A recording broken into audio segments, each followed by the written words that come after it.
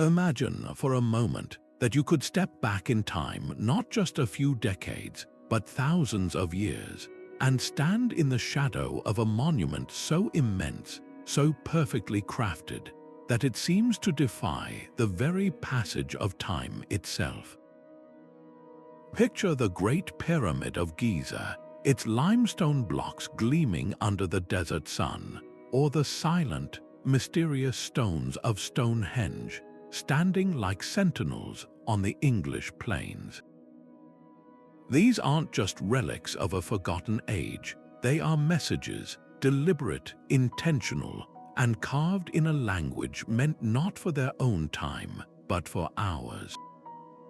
The ancient builders who raised these structures understood something profound: that stone endures. Long after papyrus crumbles and memories fade, stone remains. And within that stone, they embedded clues, warnings, and prophecies aimed directly at future generations. They knew we would come. They knew we would need their wisdom. From the intricate hieroglyphs of Egypt to the celestial alignments of temples in Mexico, these cryptic symbols and architectural marvels were not created as mere decorations or tributes to power. They form a sophisticated, timeless communication system, one designed to bridge millennia and speak to us about the cyclical nature of history, the threats posed by cosmic events, environmental shifts, and the collapse of societies. These messages were carved with urgency, born from a deep awareness that humanity would once again face the very challenges they witnessed. Today, as we navigate an era defined by climate uncertainty, geopolitical tension, and rapid technological change, their warnings feel more relevant than ever. What did they know that we have forgotten? What can these stone-carved prophecies teach us about resilience, foresight, and survival? In this video, we'll journey across continents and through time to decode the secrets left behind by these master builders. We'll explore how they used astronomical precision, symbolic language, and even the very placement of their structures to communicate across ages. This isn't just a story about the past, it's about our future. It's about understanding the urgent lessons embedded in these ancient stones and discovering how their wisdom can guide us today. So join me as we unravel one of history's greatest mysteries, and listen closely, because the stones are speaking and their message is meant for you. Long after the ink on a scroll has faded and the stories told around a fire have been forgotten, stone remains.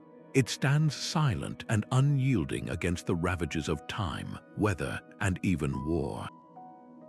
This simple, profound truth was the bedrock of ancient communication strategy. The builders of our distant past possessed a forward-thinking vision that is staggering to contemplate. They weren't just constructing monuments for their immediate descendants. They were sending mail across millennia, choosing a medium they knew would survive the inevitable collapse of their own cultures and the rise of new ones.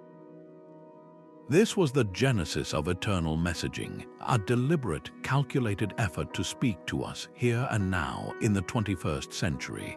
This practice reveals a world fundamentally different from our own linear perception of history. They saw time not as a straight line moving from past to future, but as a great turning wheel. Civilizations rise, they flourish, they succumb to hubris or catastrophe, and then, eventually, they rise again. This cyclical understanding of human experience meant they fully expected future generations to walk the same precarious tightropes they did, balancing technological advancement with environmental harmony, societal cohesion with individual ambition. They left warnings because they believed we would need them, having witnessed the consequences of ignoring nature's rhythms and cosmic patterns firsthand. Their methodology was a masterful blend of the brutally practical and the deeply symbolic. On one hand, they employed incredible feats of engineering to ensure physical survival. The massive, interlocking stones of Inca walls, for example, were designed to withstand earthquakes, while the deep foundations of ziggurats resisted flooding and shifting sands. The messages themselves were often carved into the hardest, most durable materials available: granite, diorite, basalt, materials chosen specifically for their resistance to erosion. This wasn't guesswork, it was a sophisticated application of material science aimed at maximum longevity. Simultaneously, they encoded these messages in a language of symbols, alignments, and mathematics, a universal code meant to be deciphered by those who had eyes to see. They understood that while literal languages evolve and vanish, the movement of the sun, the patterns of stars, and the principles of sacred geometry remain constant. A solstice sunrise illuminating a specific altar speaks as clearly today as it did 4,000 years ago. A perfect golden ratio woven into a temple's dimensions conveys a sense of cosmic order and balance to a modern mathematician, just as it would have to an ancient priest. This dual-layer approach, physical durability paired with symbolic universality, is what makes their communication so powerful and so enduringly enigmatic. Today, as we grapple with global challenges that threaten our very existence, from climate change to resource depletion, their efforts feel less like an archaeological curiosity and more like a timely intervention. They weren't just boasting of their power, they were practicing a form of extreme altruism, investing immense resources into a project whose beneficiaries they would never meet. By embedding these clues in stone, they created a permanent library of human experience, a collection of "do not repeat our mistakes" etched in the very landscape of our planet. This foundational concept of eternal messaging is the key that unlocks all the methods we are about to explore, revealing a deep and abiding conversation between the past and the present, waiting for us to finally listen. Now, let's turn our gaze upward to the skies that ancient architects so meticulously mapped onto the earth. The first and perhaps most profound method they used was astronomical alignment. These builders didn't just look at the stars, they wove them into the very fabric of their stone creations, transforming static monuments into dynamic celestial clocks. Structures like Stonehenge on the Salisbury Plain or the Great Pyramid standing sentinel over Giza are far more than impressive feats of engineering. They are precise, permanent records of the heavens, designed to mark the rhythm of the cosmos itself. Think of it this way: in an age without satellites or digital calendars, the movement of the sun, moon, and stars was the most reliable long-term calendar they possessed. A solstice wasn't just a date, it was a critical turning point, signaling the return of the sun's warmth or the onset of a harsh winter. An eclipse was a moment of profound awe, a temporary disruption of the natural order that often foretold change or upheaval. By aligning their most enduring structures with these events, ancient cultures created a warning system that would reset and replay with every passing year, century, and millennium. The Great Pyramid, for instance, is aligned to true north with an accuracy that still baffles engineers, and its narrow shafts point directly towards specific stars like Sirius and Orion's belt, stars deeply woven into their mythology of rebirth and the cyclical nature of time. This wasn't random. It was a deliberate effort to anchor their message to the immutable laws of the universe. Perhaps one of the most compelling examples lies not in a famous pyramid, but in the stark desert of southern Egypt. At a site called Nabta Playa, a group of nomadic people erected a stone circle over 6,000 years ago, long before the pharaohs ruled. This arrangement of megaliths isn't arranged for grandeur. It's a sophisticated astronomical device. Researchers believe the stones track the movement of the constellation Orion and the star Sirius, and even more remarkably, they appear to map the slow 26,000-year cycle known as the precession of the equinoxes. This incredibly slow wobble in Earth's axis has a direct correlation with climate change, particularly the monsoon patterns that would have been the lifeblood of these early people. By encoding this knowledge in stone, they were leaving a stark warning for future generations that the rains are not constant, that the abundance you enjoy today can and will recede in a predictable cyclical pattern, and you must be prepared for the long droughts that follow. This is the true genius of this method. These alignments functioned as both a calendar for immediate survival and a prophetic ledger for long-term resilience. They are a silent plea from the past, urging us to understand that our environment operates in grand, repeating cycles. The builders witnessed these shifts, the slow advance of ice, the retreat of water sources, the shortening of growing seasons, and they chose the one language they knew would never be lost, the language of the sky. They merged meticulous scientific observation with a prophetic vision, creating a communication system that transcends all spoken language and cultural barriers. To stand at one of these sites on a solstice morning and watch the sun pierce perfectly through a designated slot is to feel that connection across time, a shared understanding that our fate is, and always has been, written in the stars. While the silent dance of celestial bodies provided one layer of warning, ancient cultures also mastered a more direct, yet equally enigmatic, form of communication, the language of symbols. Moving from the grand scale of astronomical alignment to the intricate details of carved stone, we find a world where every chisel mark could tell a story of survival. This is where mythology and hard reality converge. The walls of ancient temples and the faces of towering stelae are not simply adorned with art for art's sake. They are dense archives of coded information, using metaphor and allegory to document real, existential threats that their creators had either witnessed or feared would come again. Consider the powerful imagery found across Mesoamerica. The Mayans, masters of time and prophecy, filled their monuments with glyphs that narrate cosmic battles between deities. To the untrained eye, these might seem like mere religious stories, but look closer. The god Chok, with his serpentine features, isn't just a rain deity. In certain contexts, his furious visage and the torrents flowing from him are a stark depiction of catastrophic flooding.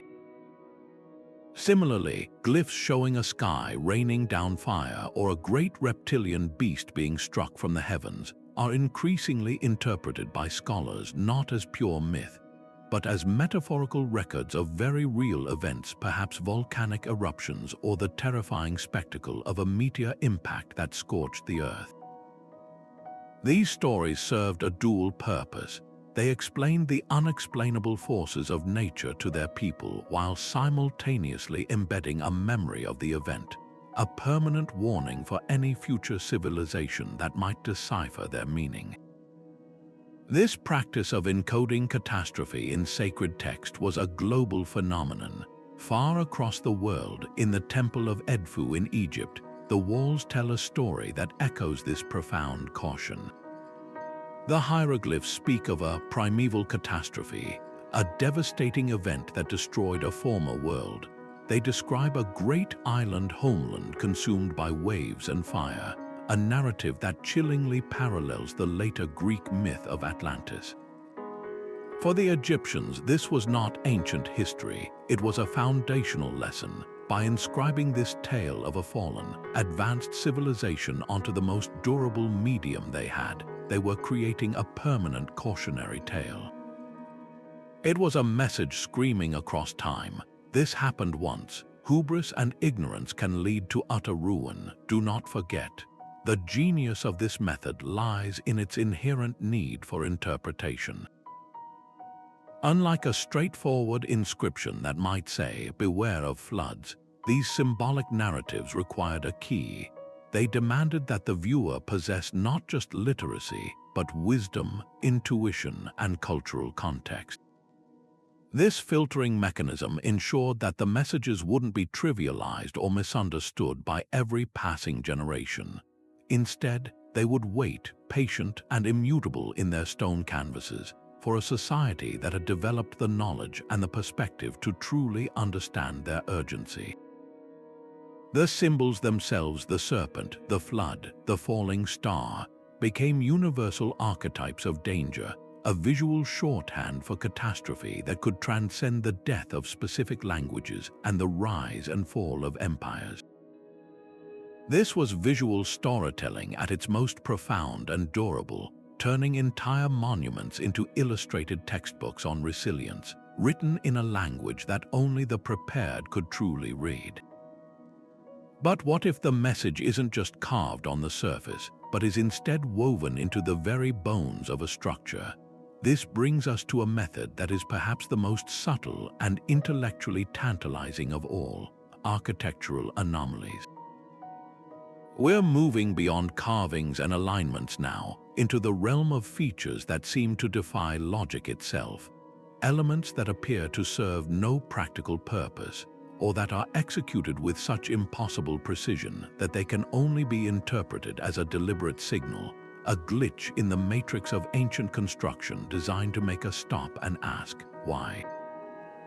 Consider the Great Pyramid of Giza, a structure that has been measured and studied for centuries, yet still holds profound mysteries. Deep within its core, along the ascending passage known as the Grand Gallery, there is a feature that Egyptologists casually refer to as a niche. This is a dramatic understatement. It's a massive, meticulously crafted recess cut into the wall, large enough for a person to stand in, and it is utterly unique. It has no parallel in any other pyramid. Its purpose is completely unknown. Mainstream archaeology suggests it might have been for a statue, but no evidence supports this. Alternative researchers have long proposed a far more intriguing possibility: that this is not a niche at all, but a marker, a deliberate anomaly placed there to say, look here. Something is important about this exact spot. Some theories suggest it aligns with hidden chambers yet to be discovered. Others believe it could be a geometric key point in the pyramid's internal architecture, related to its function as a repository of encoded knowledge.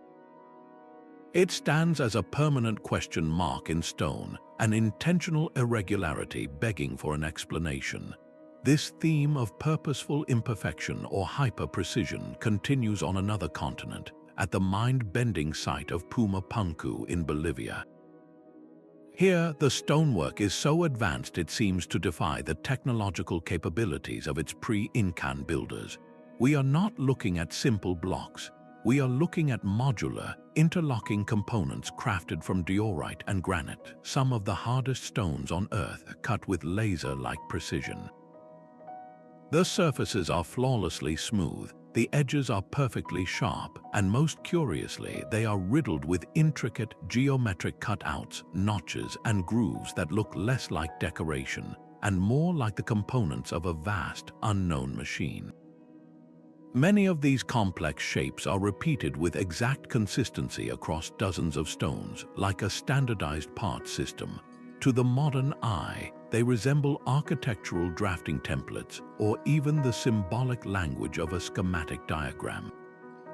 Several researchers have proposed a fascinating theory that these precise, repeating forms are not random. They could represent a symbolic language, a codex of shapes that conveyed critical information about the land itself. Given that the entire Andean region is one of the most seismically active on the planet, it's plausible these forms encoded knowledge of earthquake dynamics, perhaps illustrating resonant frequencies, structural stresses, or even safe building techniques for a volatile landscape. The stones themselves, in their silent, shattered state, become a permanent instruction manual for surviving the Earth's tremors. These anomalies, from the mysterious niche in Egypt to the technoglyphs of Bolivia, serve a crucial psychological purpose. They are designed to trigger our curiosity, A perfectly symmetrical building is admired and then perhaps forgotten, but a doorway that leads nowhere. A corridor that resonates at a frequency that induces a sense of awe or unease. A block with a bizarre, seemingly functionless protrusion. These are the things that captivate us. They challenge our assumptions about the past and force us to engage in a deeper dialogue with the builders. They ensure their message isn't just received passively, but is actively pursued, investigated, and debated across generations. The anomaly is the hook, and our innate desire to solve a puzzle is the line that pulls their warning from the depths of time. While our ancestors looked to the heavens for guidance, they also possessed a profound understanding of the very ground beneath their feet. This brings us to a method that feels almost mystical, yet is rooted in a sophisticated observation of the Earth itself, geomantic placement. This is the ancient art of situating sacred structures at powerful, energetic intersections of the natural world.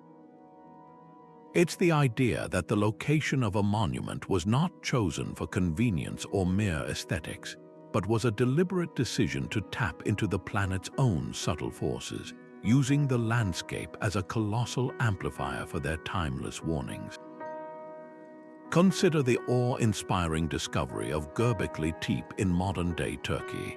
This site, dating back an astonishing 11,000 years, completely upends our timeline of human civilization. Here, our hunter-gatherer ancestors erected massive, T-shaped stone pillars carved with intricate animal reliefs, and then, mysteriously, they buried the entire complex. But the location itself is a message. Göbekli Tepe sits directly atop a significant geological fault line. Was this a coincidence? It seems incredibly unlikely. This placement suggests a deep, hard-won knowledge of the land's instability. The builders likely chose this very spot because they had witnessed its violent potential. By erecting their most sacred site directly over a source of seismic danger, they were creating a permanent, unignorable marker. It was a way of saying, this place is powerful, but it is also perilous. The earth here can shake and destroy. Remember this. The site becomes both a temple and a cautionary beacon, its spiritual significance inextricably linked to the raw, tectonic power it rests upon. This practice of reading the land and building in harmony with its energies was a global phenomenon. In China, for thousands of years, the practice of Feng Shui provided a complex framework for this very purpose. Literally translating to wind and water, Feng Shui is far more than interior decorating. It is a complete geomantic system for aligning human structures with the natural flow of energy, or Kai, through the landscape. Emperors and architects used its principles to position everything from humble homes to imperial tombs. They sought out the dragon lines, veins of earthly energy, and placed their most important monuments at points where this energy was most concentrated and balanced. A tomb positioned according to Feng Shui wasn't just about ensuring a peaceful afterlife for the emperor. It was a profound statement about environmental harmony. The placement encoded a critical warning that human prosperity is directly tied to the health and balance of the natural world. Disrupt the flow of rivers, defile the sacred mountains, or ignore the subtle energies of the land, and you invite disaster. The tomb itself, often built to last for eternity, stood as a permanent lesson in sustainability, a stone reminder that we are not separate from nature, but an integral part of its delicate system. This geomantic knowledge transformed the landscape into a living, breathing map of both spiritual power and physical risk. These sites were chosen because the builders understood they would remain significant. An earthquake fault, a magnetic anomaly, a confluence of underground waterways, these features are timeless. By building upon them, our ancestors created a network of beacons, points of power that would call out to intuitive individuals across millennia. They understood that those who were attuned to the subtle whispers of the earth would be drawn to these places, and in being drawn there, they would receive the encoded message. It represents a breathtaking synthesis of science and spirituality, where the practical knowledge of geology and hydrology was woven together with a sacred respect for the living planet, creating a warning system that is as much felt as it is seen. Now, let's listen closely, because the next method our ancestors used to send their messages wasn't meant to be seen, it was meant to be heard. We are entering the fascinating realm of acoustic engineering, where the very stones were tuned like instruments to carry warnings across the centuries through the universal language of sound. Imagine standing in the absolute darkness of a subterranean chamber thousands of years ago. A priest or shaman chants a single, low note. Instead of fading away, the sound swells, filling the entire space, vibrating through the stone floor and into your very bones. This was not a theatrical effect. It was a sophisticated technology of consciousness, a way to use vibration and resonance to bypass the rational mind and speak directly to the spirit. The most stunning example of this is found deep underground on the Mediterranean island of Malta. The hypogeum of Hal Saflieni is a labyrinthine, three-level subterranean temple complex carved from solid limestone around 5,000 years ago. It is a place of profound silence and mystery, but its true magic is revealed only when sound is introduced. Certain chambers within the hypogeum are now known to be incredibly resonant. Most famously, the oracle chamber is designed in such a way that a deep male voice speaking into a specific niche can produce a powerful reverberation that echoes throughout the entire complex. This isn't a faint echo, it's an overwhelming, omnipresent vibration that can be felt physically. Archaeoacoustics researchers have found that many of these chambers are tuned to amplify frequencies around 110 Hz, a specific tone that scientific studies have shown can alter human brain activity. At this frequency, brain waves can shift, potentially reducing the activity of the language processing center in the left hemisphere and increasing activity in the right hemisphere, which is associated with spatial perception, intuition, and trance states. The builders, through meticulous trial and error, had seemingly discovered a way to use architecture to induce an altered state of awareness, making those within the chamber hyper-receptive to visionary messages and prophetic warnings. This use of sound as a carrier for urgent information wasn't limited to Europe. Across the Atlantic, the ancient Maya also designed their pyramids with astonishing acoustic properties. At the site of Chichen Itza, the step pyramid of El Castillo creates a bizarre auditory illusion. If you clap your hands directly in front of the massive staircase, the sound bounces back not as a simple echo, but as a piercing chirp that perfectly mimics the call of the sacred Quetzal bird. This was clearly intentional, a clever audio animatronic effect engineered into the stonework centuries before electricity. But what was its purpose? It could have been a symbolic greeting, but on a deeper level, it may have served as an auditory marker, a sonic key that signaled a sacred and important space where vital information, perhaps about celestial cycles or coming weather patterns tied to the bird's migration, was to be transmitted and remembered. Beyond altering consciousness, sound also provided a way to simulate and warn of impending disaster. The deep, rumbling frequencies that can be generated in these stone chambers don't just sound powerful, they feel like an earthquake. For a people who had lived through seismic events, the visceral, terrifying experience of feeling the very ground beneath them vibrate and hum would have been a powerful and unforgettable reenactment of nature's fury. This sonic simulation was a form of experiential training, a way to embed the memory and the warning of such a catastrophe into the collective muscle memory of the community. It was a message that said, "This is what it feels like, remember this feeling, be prepared." This understanding reveals a layer of ancient genius that we are only just beginning to appreciate. They comprehended that sound, unlike written text, transcends all language barriers. A terrifying rumble feels the same to a person today as it did to someone 4,000 years ago.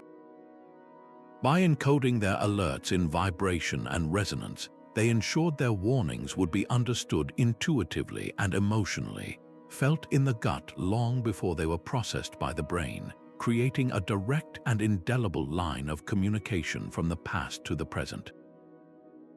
The very stones themselves were not just a passive canvas but an active component in this ancient communication network.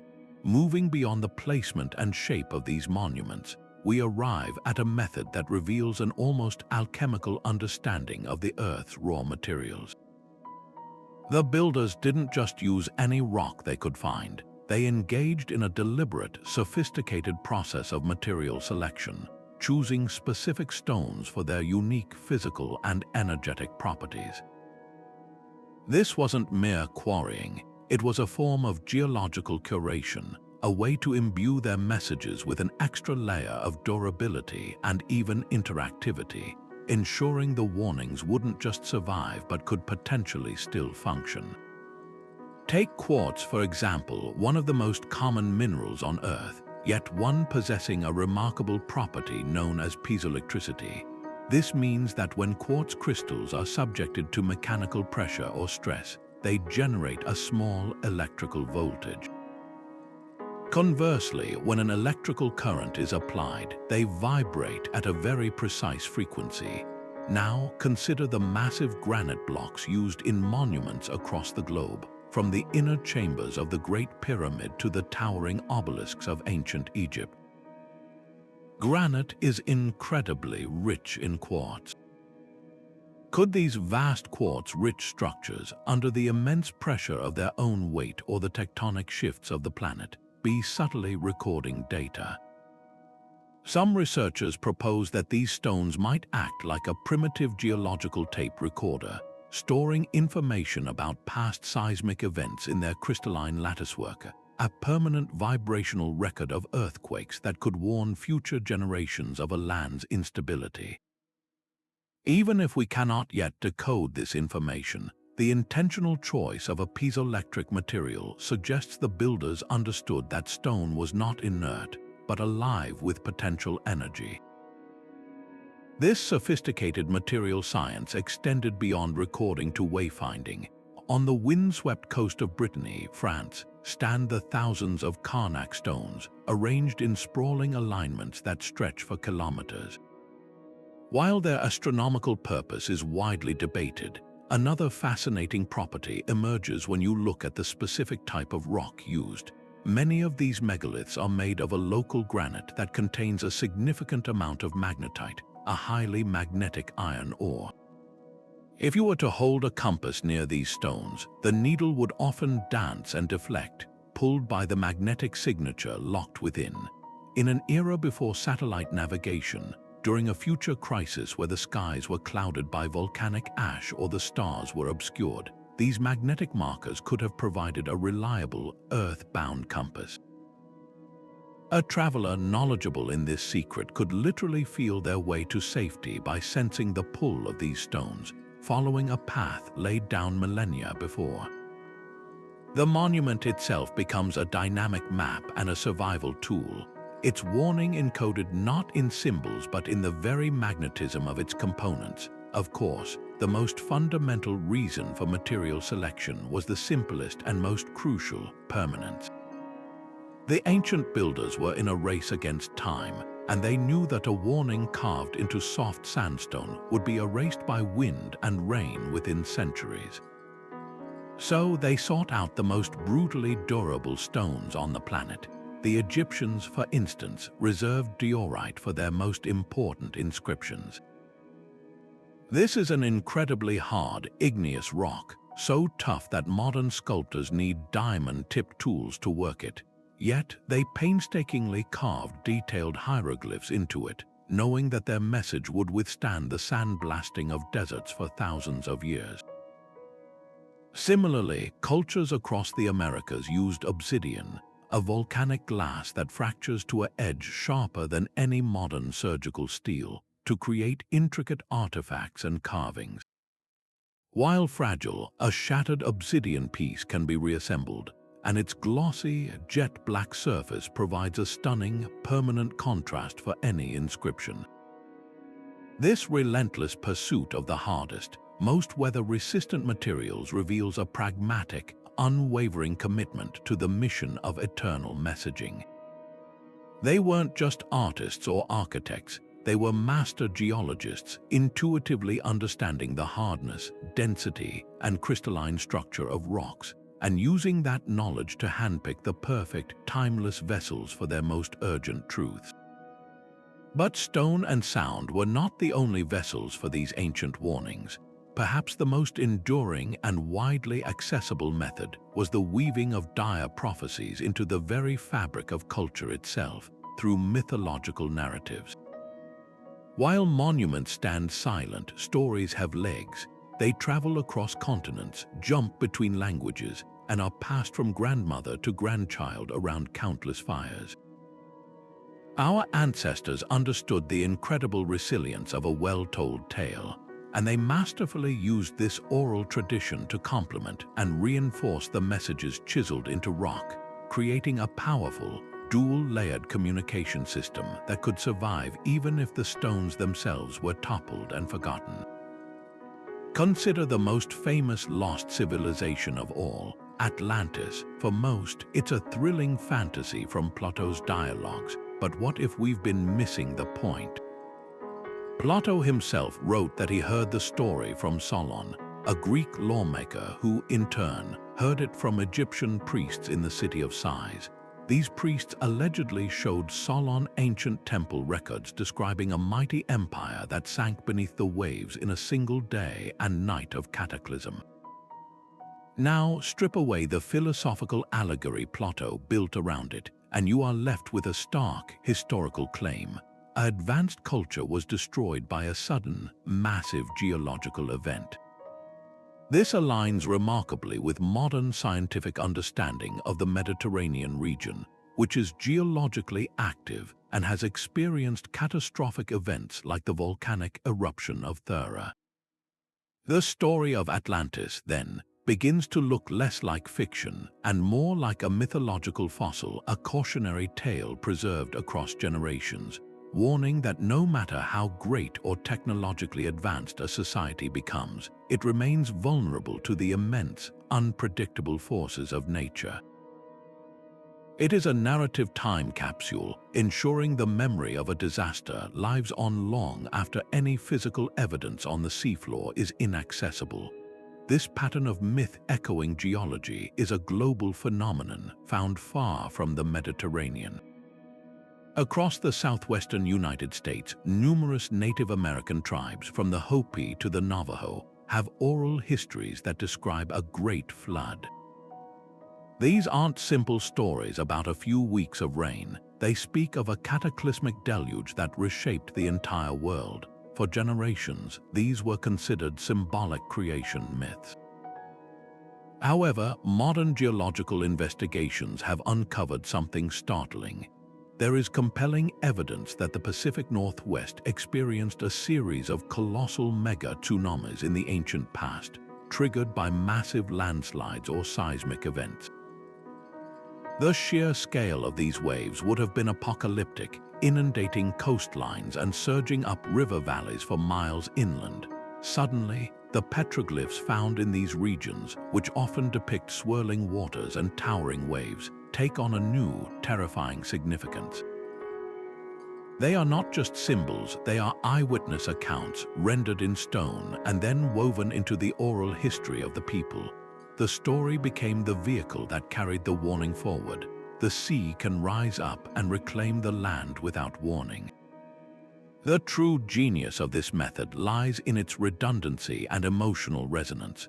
A carved symbol of a wave can indicate a flood, but a story about a flood complete with heroes, gods, victims, and a moral lesson, embeds that warning into the very soul of a culture. It gives the event context, consequence, and emotional weight. It becomes a part of identity. These narratives ensure the message is not cold data, but a lived experience, even for those who never witnessed the event itself. They transform a historical fact into a cultural imperative, a shared memory that guides behavior and instills a sense of reverence for the power of nature. By uniting the permanent, physical clue of the monument with the mobile, evolving power of the story, ancient builders created a failsafe. Even if the stones are buried by sand or swallowed by the jungle, the story can keep the warning alive, waiting for the day when the two can be reunited and fully understood, completing a conversation that began thousands of years ago.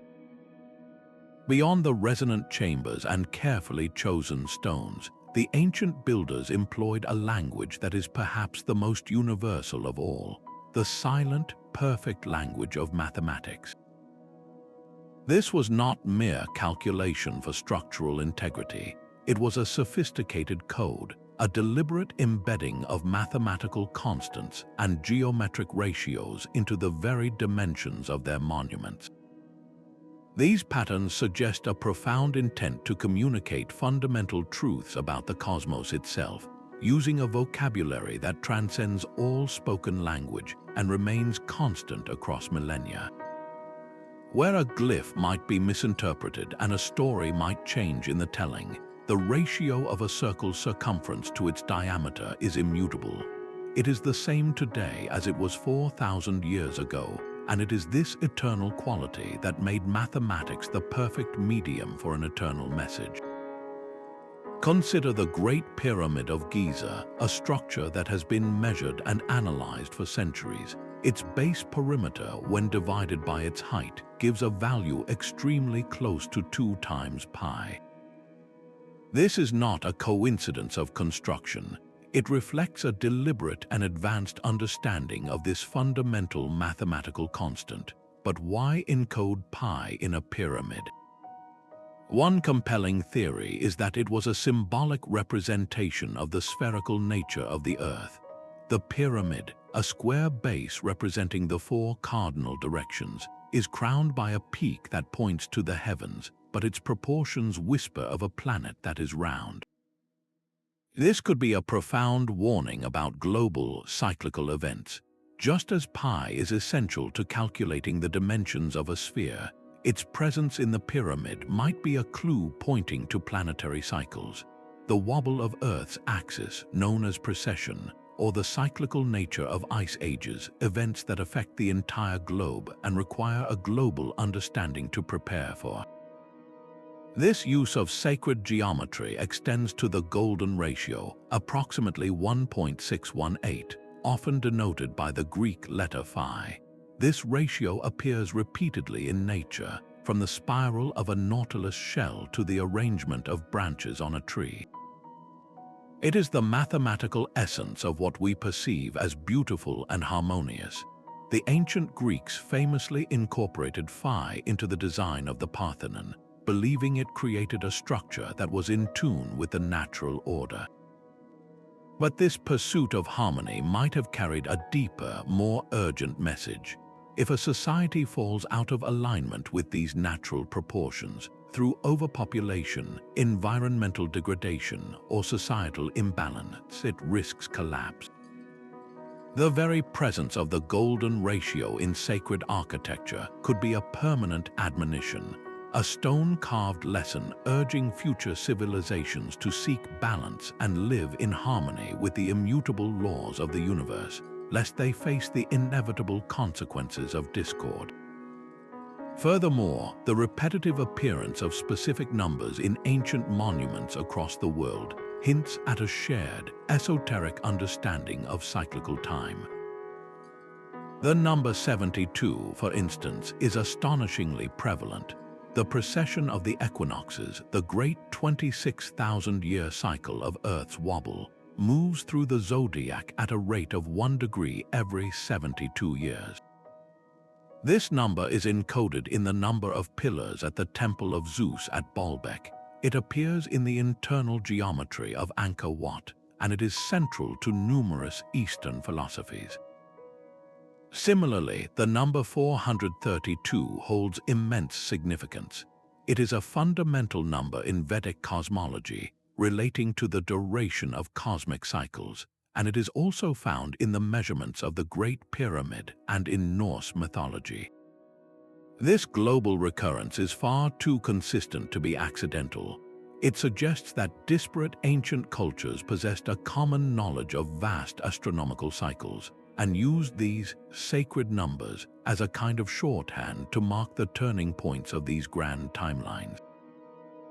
They were not just building calendars, they were leaving a numerical warning system, a countdown clock etched in stone, indicating the predictable return of eras of great upheaval and renewal. Deciphering this code requires a fusion of disciplines, bringing together archaeologists, mathematicians, and astronomers to listen to what these numbers have been trying to tell us for thousands of years. This relentless repetition of form and symbol across the globe is one of the most compelling clues that our ancestors were engaged in a coordinated, cross-generational project. It's as if they were all reading from the same urgent script, using a shared visual language to hammer home a critical message. When you see the same spiral carving on a megalith in Ireland, a pottery shard in Crete, and a rock wall in Peru, you are not looking at a coincidence. You are witnessing a concerted effort, a deep-seated human impulse to reinforce a warning so important that it had to be carved, painted, and built into the landscape again and again, ensuring its survival against the inevitable decay of any single culture or site. Take the spiral, for instance. This is not merely a pleasing decorative pattern.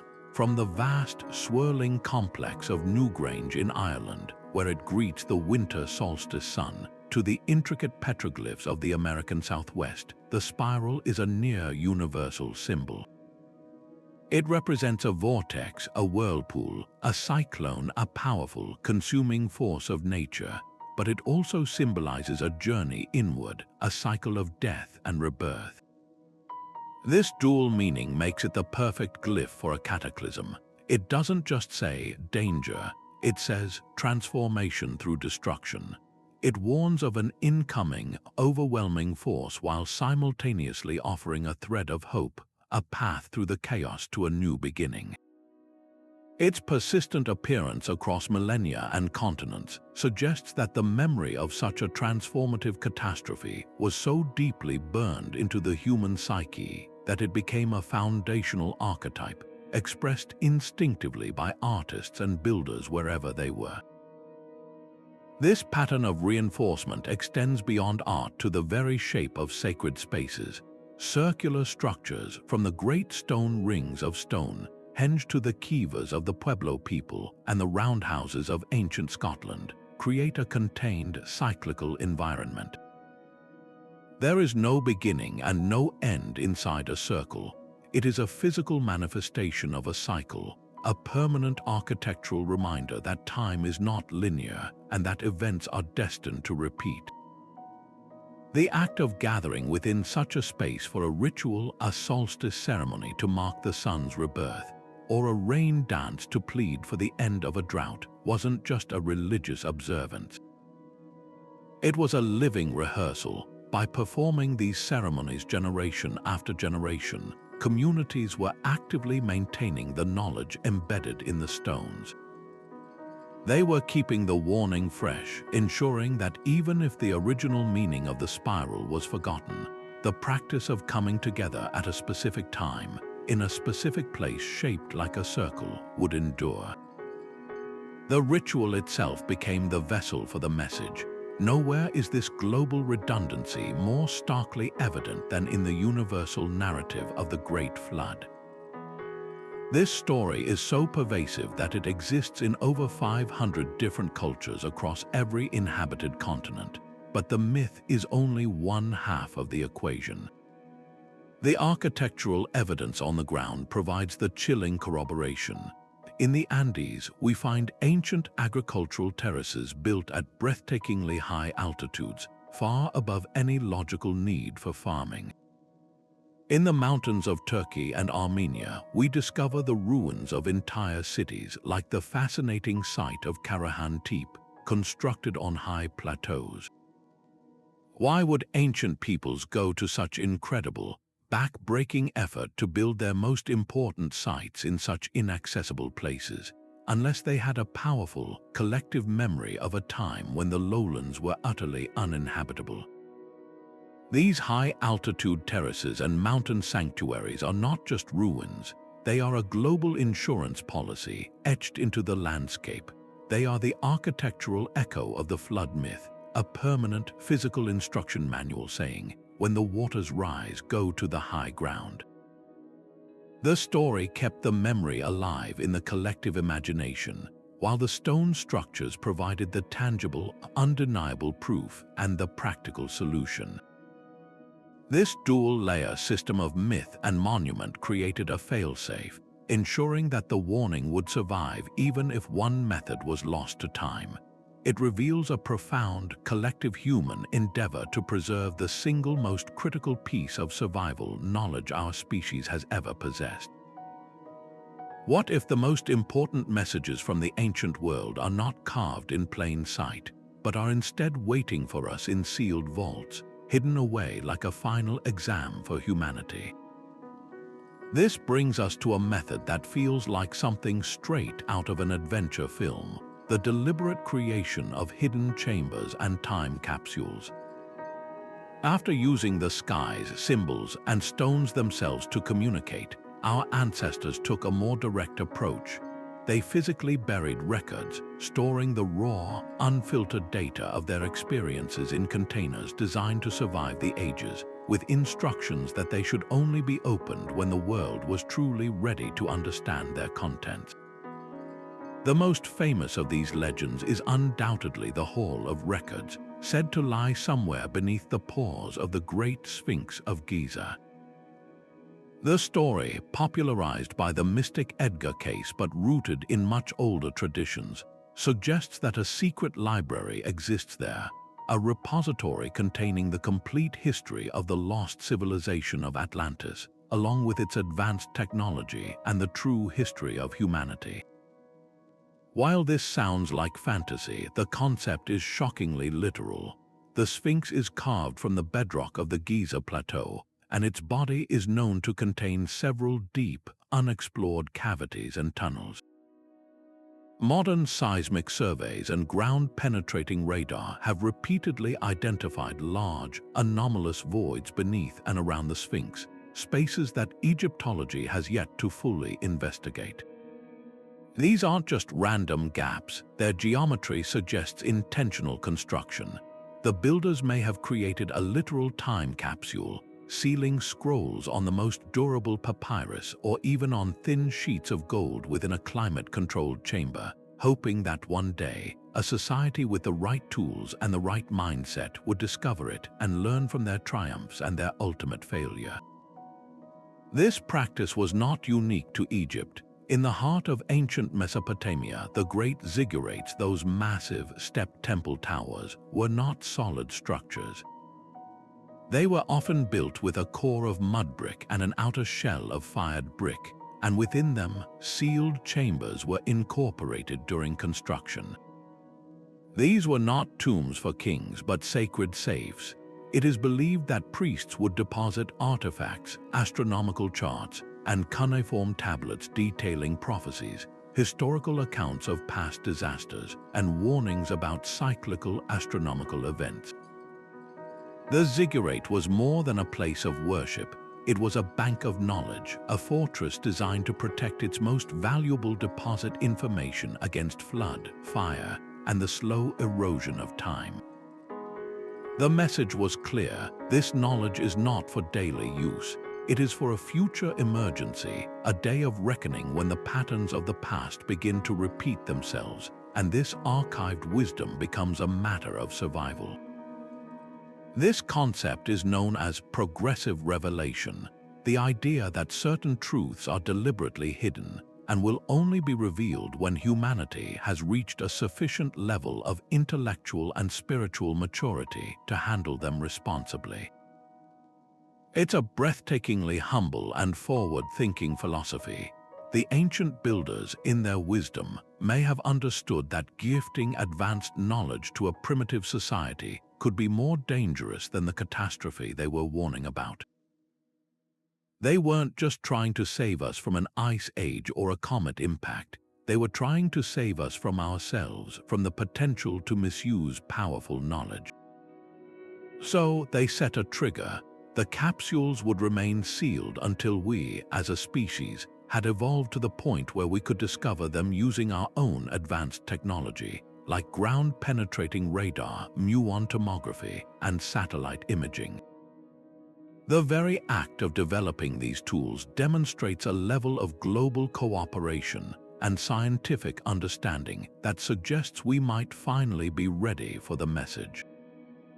Recent technological surveys have turned this speculation into tantalizing possibility.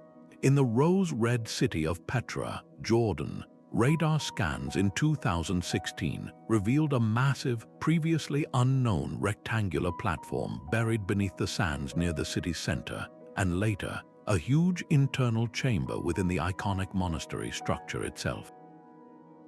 In Turkey, scans of the site of Nevali Sori have suggested the presence of hidden rooms near its famous temple complex. Each of these anomalies is a question mark, a potential door waiting to be opened. Unearthing one of these capsules wouldn't just be the archaeological discovery of the century. It would be a validation of the entire ancient prophetic tradition. It would be the moment we receive a FedEx package from the past, a signed, sealed, and delivered confirmation that they knew we were coming, they knew what we would face, and they left us a manual. The existence of these hidden chambers is the ultimate expression of hope in humanity's future, a belief that we would eventually grow wise enough to find their gift and prudent enough to use it to avoid the fate that may have once befallen them. But what if these ancient builders weren't just pointing to the heavens for guidance, but were also using their monuments to point directly at the scars of past earthly traumas?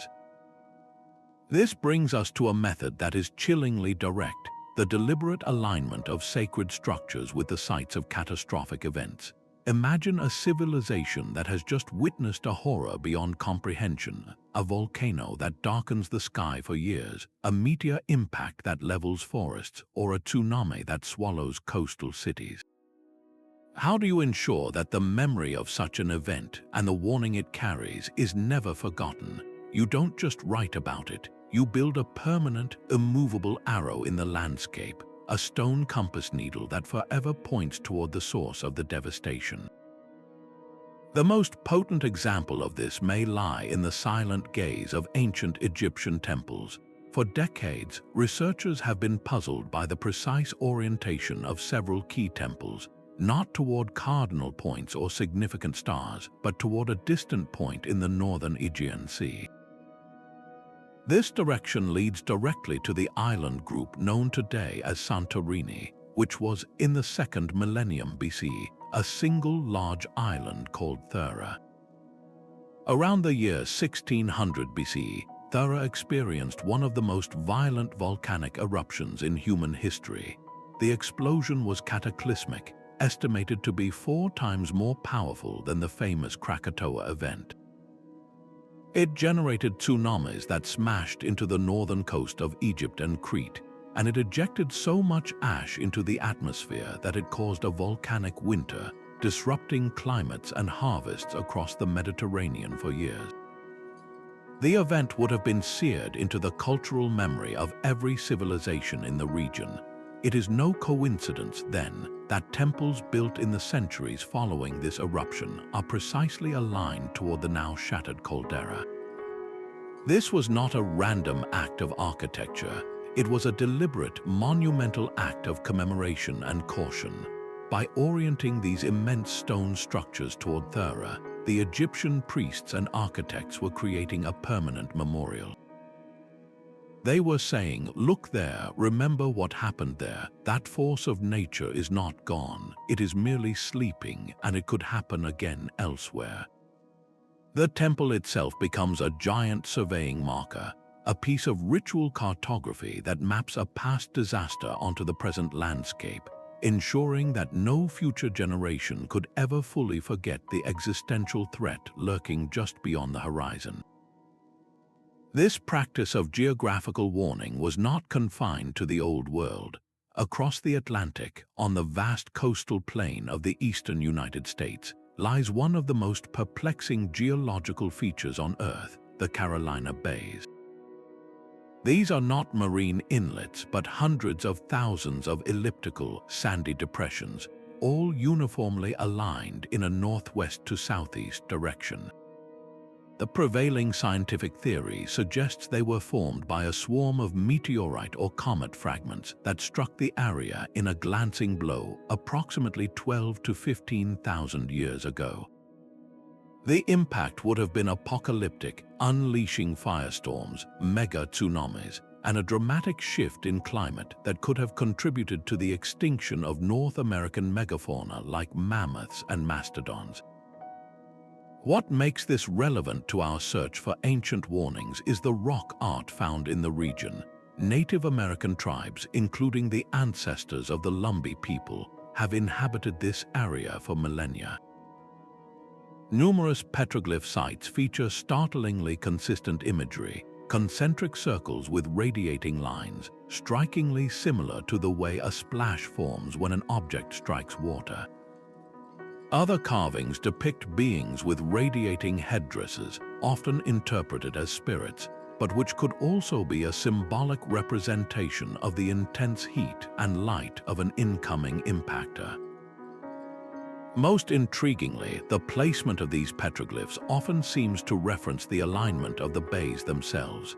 It is as if the first peoples to encounter these strange, geometric scars on the land recognized them for what they were, the wounds of a cosmic attack, and then used their own artistic language to mark the event. They turned the entire landscape into a memorial park, a constant, silent reminder that the sky itself can sometimes fall. The bays were the evidence, and the petroglyphs were the placard explaining the exhibit, a permanent warning to always be watchful of the heavens. This method of alignment transforms the ancient world into a vast, open-air museum of risk management. These structures and carvings are more than just history lessons. They are the earliest known examples of hazard mapping. They permanently identify geological danger zones, volcanic fields, impact craters, fault lines, and encode the memory of the cataclysms that formed them. The builders understood that while societies rise and fall, the geological threats remain. A volcano that erupted once will erupt again. A region susceptible to meteor showers may be struck again. By embedding these directional clues into their most enduring creations, they provided us with a prehistoric guide to planetary vulnerability. They turned the entire landscape into a lesson on resilience, teaching us that to survive, we must first remember where the dangers lie and have the humility to respect the immense forces that shape our world. While the silent stones and celestial alignments provide a durable framework, they represent only one half of a brilliant ancient strategy. The most resilient warnings are those that live and breathe within a culture itself, passed down not through inert objects but through the vibrant, ever-evolving practices of people.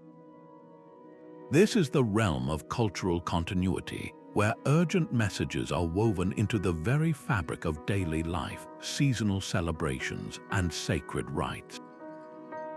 These practices transform static clues into living knowledge, creating a dynamic, self-renewing system that can adapt and survive even if the original monuments are lost to time.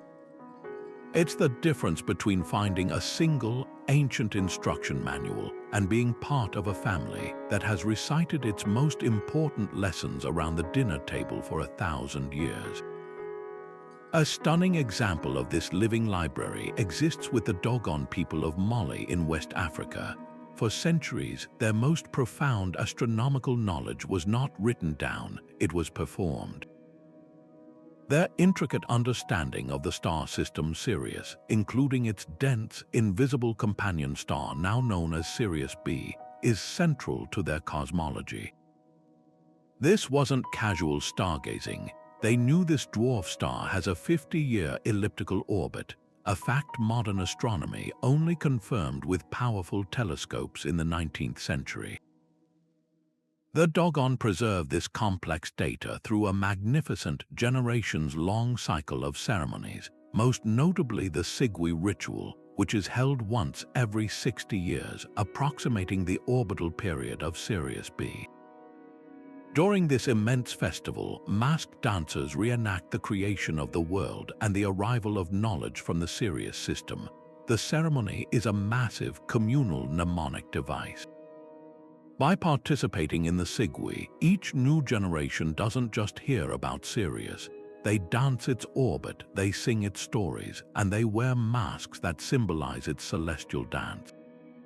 This ritual performance ensures the survival of critical astronomical data that is also mirrored in the alignment of their stone sanctuaries and village layouts. The stone markers on the ground are the anchor, but the ceremony is the heartbeat that keeps the knowledge alive and pulsing through the community. This fusion of geography and memory is perfected in the ancient Aboriginal practice of songlines, one of the most sophisticated knowledge preservation systems ever developed. A songline is essentially a spoken, sung, and danced map of the landscape. Across Australia, intricate song cycles describe the paths taken by creator beings during the dreamtime, and these paths correspond exactly to real-world geographical features. A specific rock formation, a waterhole, a mountain pass. But these are far more than just travel guides. Woven into the lyrics and rhythms are vital environmental warnings and survival information. A particular verse might describe a creator being encountering a drought, and in doing so, it encodes the location of a secret, reliable water source known only to those who can interpret the song. Another part of the cycle might tell of a great flood, effectively mapping out which areas are prone to inundation during the monsoon season.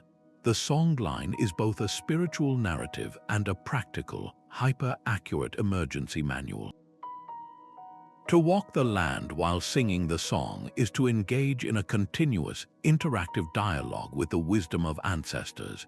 It directly links the intangible heritage of the song to the tangible heritage of the stone outcrops and river systems, ensuring that the warning is never separated from the context to which it applies. It is knowledge made experiential, ensuring its relevance and transmission for over 50,000 years. This holistic approach reveals a profound understanding of how knowledge truly endures. Stone alone can be quarried, eroded, or buried. A story alone can be distorted, forgotten, or suppressed. But when you combine the two, when you anchor a living, practiced ritual to a permanent, physical place, you create an incredibly resilient system. The stone monument gives the ritual a fixed point of reference, a place of power that validates the story. In return, the ritual gives the stone meaning and context, preventing it from becoming just a mysterious rock in a field. The seasonal festival held at a solstice-aligned temple, the initiation rite performed in a hidden chamber that resonates at a specific frequency, the pilgrimage taken along a songline, these are the mechanisms that keep the warnings active. They transform the message from a historical curiosity into a lived, felt experience for each new generation. This synergy between the tangible and the intangible is the ultimate expression of ancient foresight. It shows that they weren't just trying to leave a message, they were trying to build a culture around that message, ensuring that the wisdom would not just be found, but would be lived, understood, and acted upon forever. Now we shift from the resonant frequencies of sound to the silent, breathtaking drama of light and shadow. This is where ancient architecture becomes a dynamic, living canvas, using the sun itself as a painter's brush to create fleeting masterpieces that appear only on the most significant days of the year. These weren't just spectacular visual effects for religious ceremonies. They were a sophisticated form of timekeeping and prophecy, a way to use the predictable movement of celestial bodies to mark moments of critical importance and deliver renewable warnings that would reset with every annual cycle. One of the most elegant and precise examples of this exists not in a grand temple, but on a remote cliff face in the American Southwest. High upon Fajada Butte in New Mexico's Choco Canyon, a complex petroglyph spiral is carved into the rock. For most of the year, it sits in relative obscurity, but on the summer solstice, a sliver of sunlight, known as the sun dagger, pierces through a precise gap between three massive stone slabs. This blade of light bisects the center of the spiral with breathtaking accuracy. On the winter solstice, two daggers of light perfectly bracket the same spiral. And during the equinoxes, a single shaft of light cuts directly through its middle. This is not a vague alignment. It is a precise, stone-calibrated solar calendar, marking the turning points of the year with unerring certainty. For the ancestral Puebloan people who built it, these turning points were not abstract dates. They were the critical deadlines for their survival. The summer solstice marked the point by which the crucial monsoon rains needed to have arrived to ensure a successful harvest. The precision of the sun dagger served as a stark, luminous reminder. The sun has reached its peak. The time for planting is over. Now we wait, and our survival depends on the rains coming as they should. It was a permanent, self-operating alarm clock, its warning cast in light upon the stone, urging the community to be prepared for the climatic uncertainty that followed the longest day of the year. This mastery of solar alignment was a global art form. Far across the world, in the vast temple complex of Karnak in Egypt, priests engineered an even more dramatic display. The great temple of Amun-Ra was designed so that its axis was perfectly aligned with the setting sun on the winter solstice, but the true marvel occurs deep within the sanctuary. On only 2 days of the year believed to be the anniversary of the pharaoh's coronation and the New Year's festival, a carefully calculated shaft of sunlight would travel down the long, darkened hypostyle hall, through a series of progressively smaller doorways, and finally illuminate the cult statue of the god Amun deep within the Holy of Holies.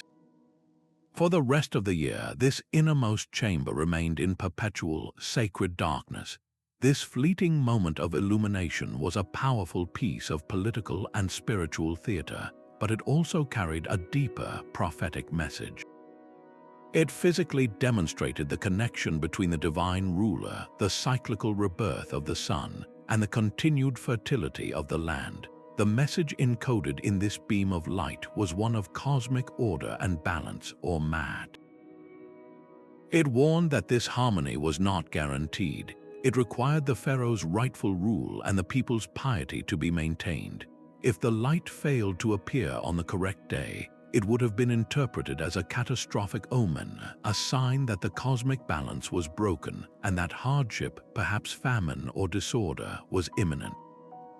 The Karnak alignment turned a temple into a cosmological gauge, its reading taken annually by a piercing ray of sunlight. The sheer ingenuity of this method lies in its perfect marriage of permanence and ephemerality. The stone structures are fixed, but the message they deliver is dynamic, appearing only for a few precious minutes each year. This design does more than just convey information, it creates an event. It demands participation and vigilance from future generations. To receive the message, you must be present at the right place at the exact right time, under the right celestial conditions. This requirement for active observation turns the decoding process into a ritual itself, a shared experience that connects the observer directly to the rhythms of the cosmos and the minds of the ancient builders. It transforms a static monument into a living, breathing communicator, using the most reliable and renewable power source available, the sun, to project its warning onto the stone canvas year after year, century after century, ensuring the message never grows old or loses its power to awe and instruct. Beyond the precise alignment of light and shadow, ancient builders accessed an even deeper layer of human understanding, one that resides not in the intellect but in the very psyche.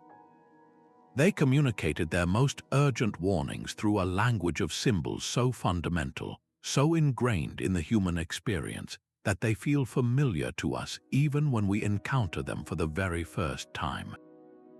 These are the universal archetypes: the world tree connecting heaven and earth, the serpent symbolizing both poison and healing, the phoenix rising from its own ashes. These are not random images, they are the primordial building blocks of human storytelling, and our ancestors wielded them with masterful intent to convey messages of cyclical catastrophe and renewal that could bypass the limitations of any single culture or era. Consider the powerful and pervasive symbol of the Ouroboros, the serpent or dragon consuming its own tail. This exact image appears in the carved stone art of the Aztecs, representing a cosmic cycle of creation and destruction tied to their five suns mythology. It emerges again thousands of miles away, etched onto runestones in Norse culture, where the great world serpent Jörmungandr encircles the earth, its release signaling the cataclysm of Ragnarök. The symbol is identical, and its meaning is strikingly similar: an endless, inescapable cycle of death and rebirth on a grand, world-altering scale. This is not a coincidence of artistic expression. It is evidence of a shared, intuitive understanding of how the universe operates. By carving this specific symbol into their most enduring monuments, these disparate cultures were encoding a profound warning about the cyclical nature of existential threats. The Ouroboros doesn't just say, "danger," it says, "this has happened before and it will happen again." It is a perfect, self-contained glyph for the concept of eternal return, a silent scream across time about the inevitable reset button of history. This strategic use of archetypes taps directly into what the psychologist Carl Jung termed the collective unconscious, a deep, inherited layer of the human psyche that is common to all of humanity, a reservoir of universal symbols and patterns that shape our dreams, our myths, and our deepest intuitions. The ancient builders, whether they understood it in these modern psychological terms or not, were master practitioners of this concept. They knew that a depiction of a great flood would trigger a primal sense of awe and fear in a person from any culture, because the memory of deluge is etched into our species' memory. They understood that the image of a towering tree with its roots in the underworld and its branches in the heavens would instantly communicate a concept of connection, stability, and the axis of the world. By leveraging these shared psychological templates, they ensured their messages would resonate on a gut level. A traveler from a completely foreign land who spoke a different language and worshipped different gods could still look upon a carving of a phoenix and intuitively grasp the idea of civilization collapsing and then being reborn from its own ashes. The symbol does the heavy lifting of explanation, speaking a silent, visceral language that everyone can feel. This approach reveals a breathtaking sophistication in their communication strategy. They weren't just building for their own time, they were building for all time, for any potential future humans who might stumble upon their ruins. They chose a symbolic language that is truly eternal because it is written into the hardware of the human mind itself. The archetype is the ultimate failsafe. Even if every spoken language on Earth were to change beyond recognition, even if all historical records were lost, these core symbols would still hold power.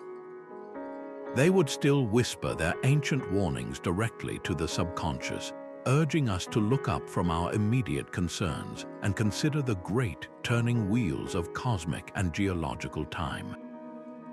Decoding these symbols is less about archaeological translation and more about psychological introspection. It's about listening to the echoes of our own shared humanity, echoes that the builders expertly amplified and set in stone, hoping we would one day be wise enough to understand the urgent truths they convey. This profound connection to the landscape takes us to the very heart of ancient messaging, where the boundary between the built environment and the natural world completely dissolves. This wasn't about imposing human will upon nature, but about weaving a sacred dialogue with it, turning the entire living planet into a participant in the conversation. The placement of a city like Machu Picchu is a masterclass in this philosophy. It isn't just perched on a mountain, it is of the mountain. Its terraces cascade down the slopes like natural rock formations, and its structures are oriented to frame the surrounding sacred peaks or apus, which were believed to be powerful deities. This was far more than a spiritual gesture. The Andes are one of the most seismically volatile regions on Earth, and by integrating their cities so intimately with these towering apus, the Inca were sending a multifaceted message. They were acknowledging the raw, destructive power of the mountains, the landslides and earthquakes they could unleash, while simultaneously demonstrating the correct way to live within such a powerful landscape, with reverence, adaptability, and a light touch. The city itself, in its harmonious placement, becomes a permanent lesson in resilient architecture and a stark warning against the hubris of trying to dominate such forces.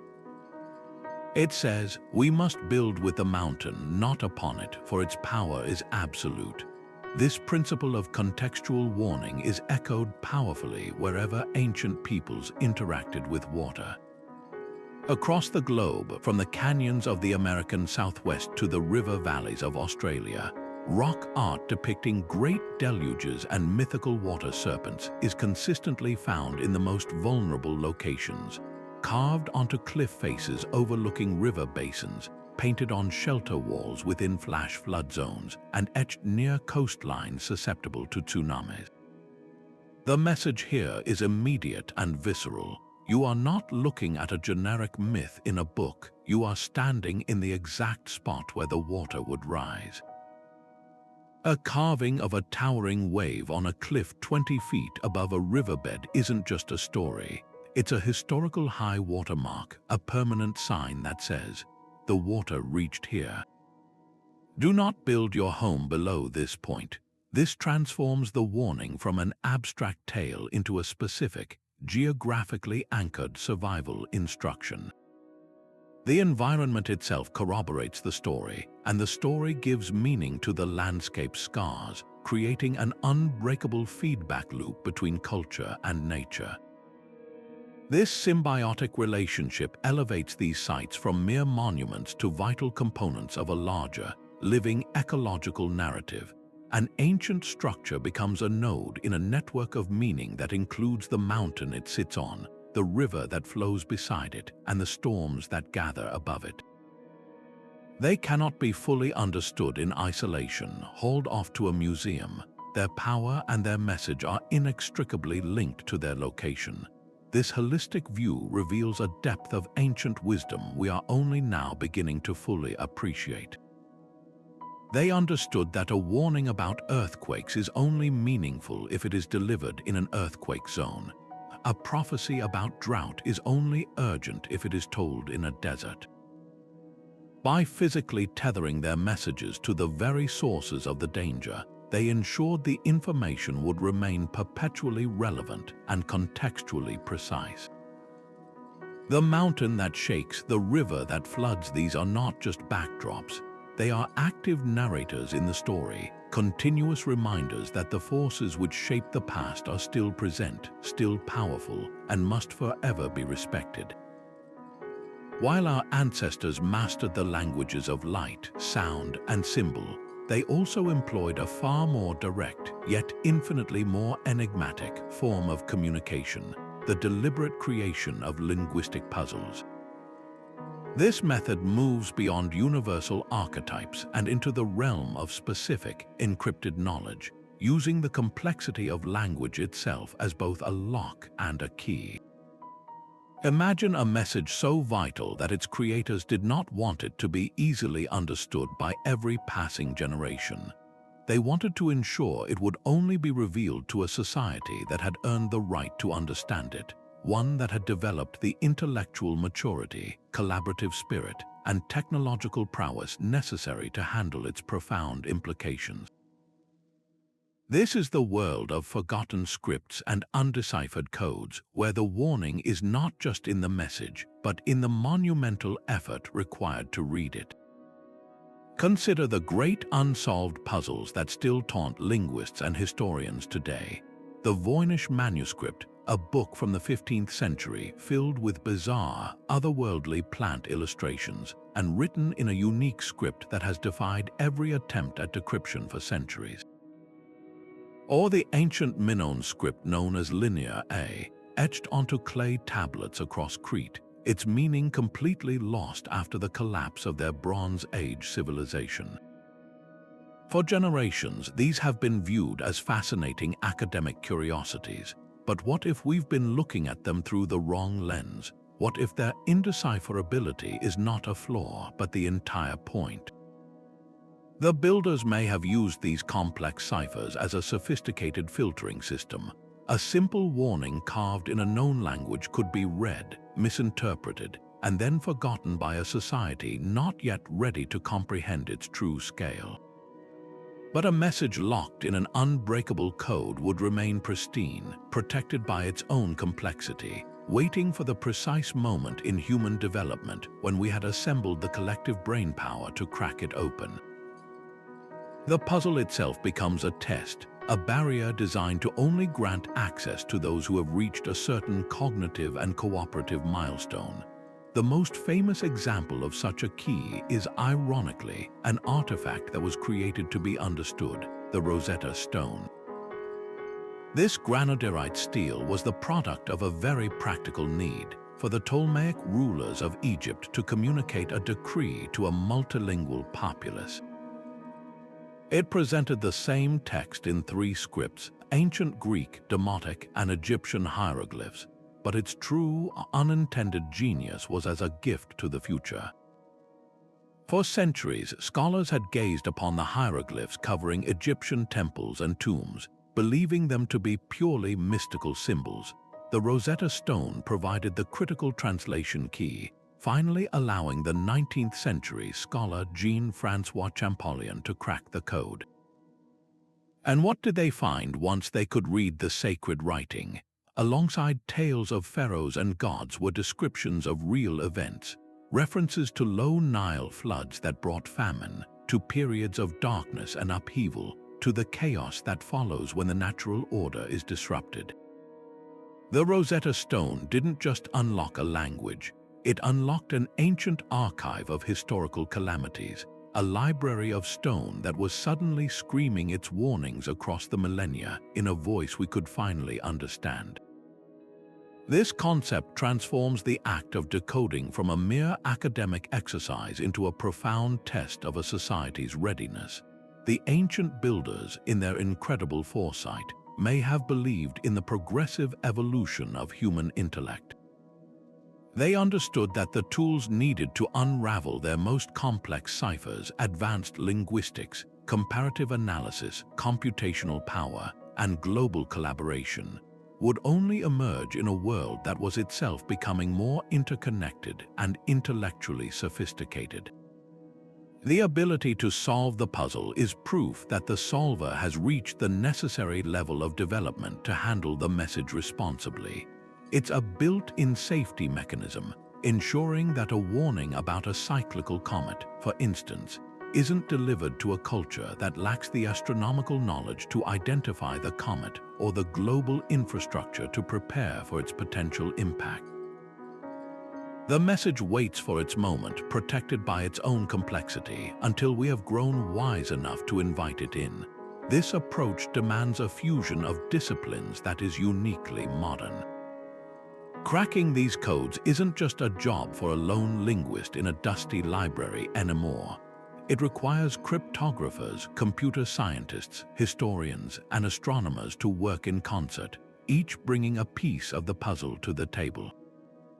This very act of collaborative decryption is perhaps the final part of the test, proving that humanity has learned to overcome tribal divisions and specialize in order to solve planet-sized problems. The linguistic puzzle, therefore, is the ultimate expression of ancient hope, a belief that we would eventually evolve into the kind of species that could not only break the code, but also understand the profound responsibility that comes with the knowledge it contains. While the previous methods focused on cosmic events and earthly dangers, the ancient builders also embedded a far more profound and intimate type of warning, one aimed not at the environment but at the human heart. This 17th method moves beyond the physical and into the philosophical, using the durability of stone to preserve ethical and moral admonitions. These were not just survival tips, they were nothing less than a blueprint for a sustainable society, a direct plea from the past urging us to master our own nature, arguing that the greatest threat to any civilization does not come from the outside, but from within its own moral decay. Perhaps the most powerful and explicit example of this is found in the Edicts of Ashoka.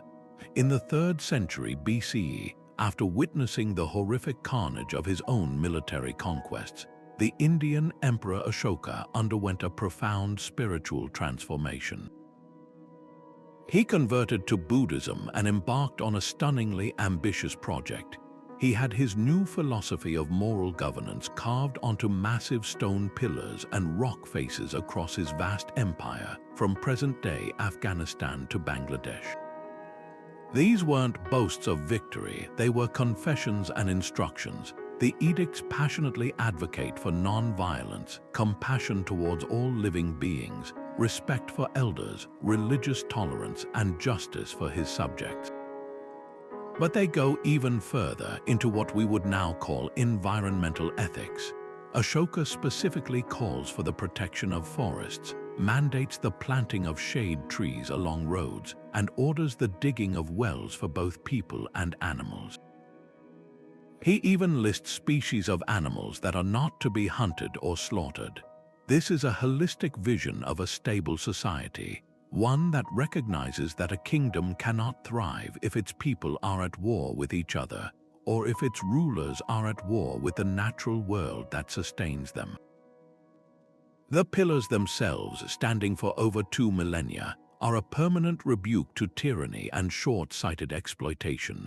A stone-carved constitution that argues true power is demonstrated not by how many you can conquer, but by how well you can care for all within your domain.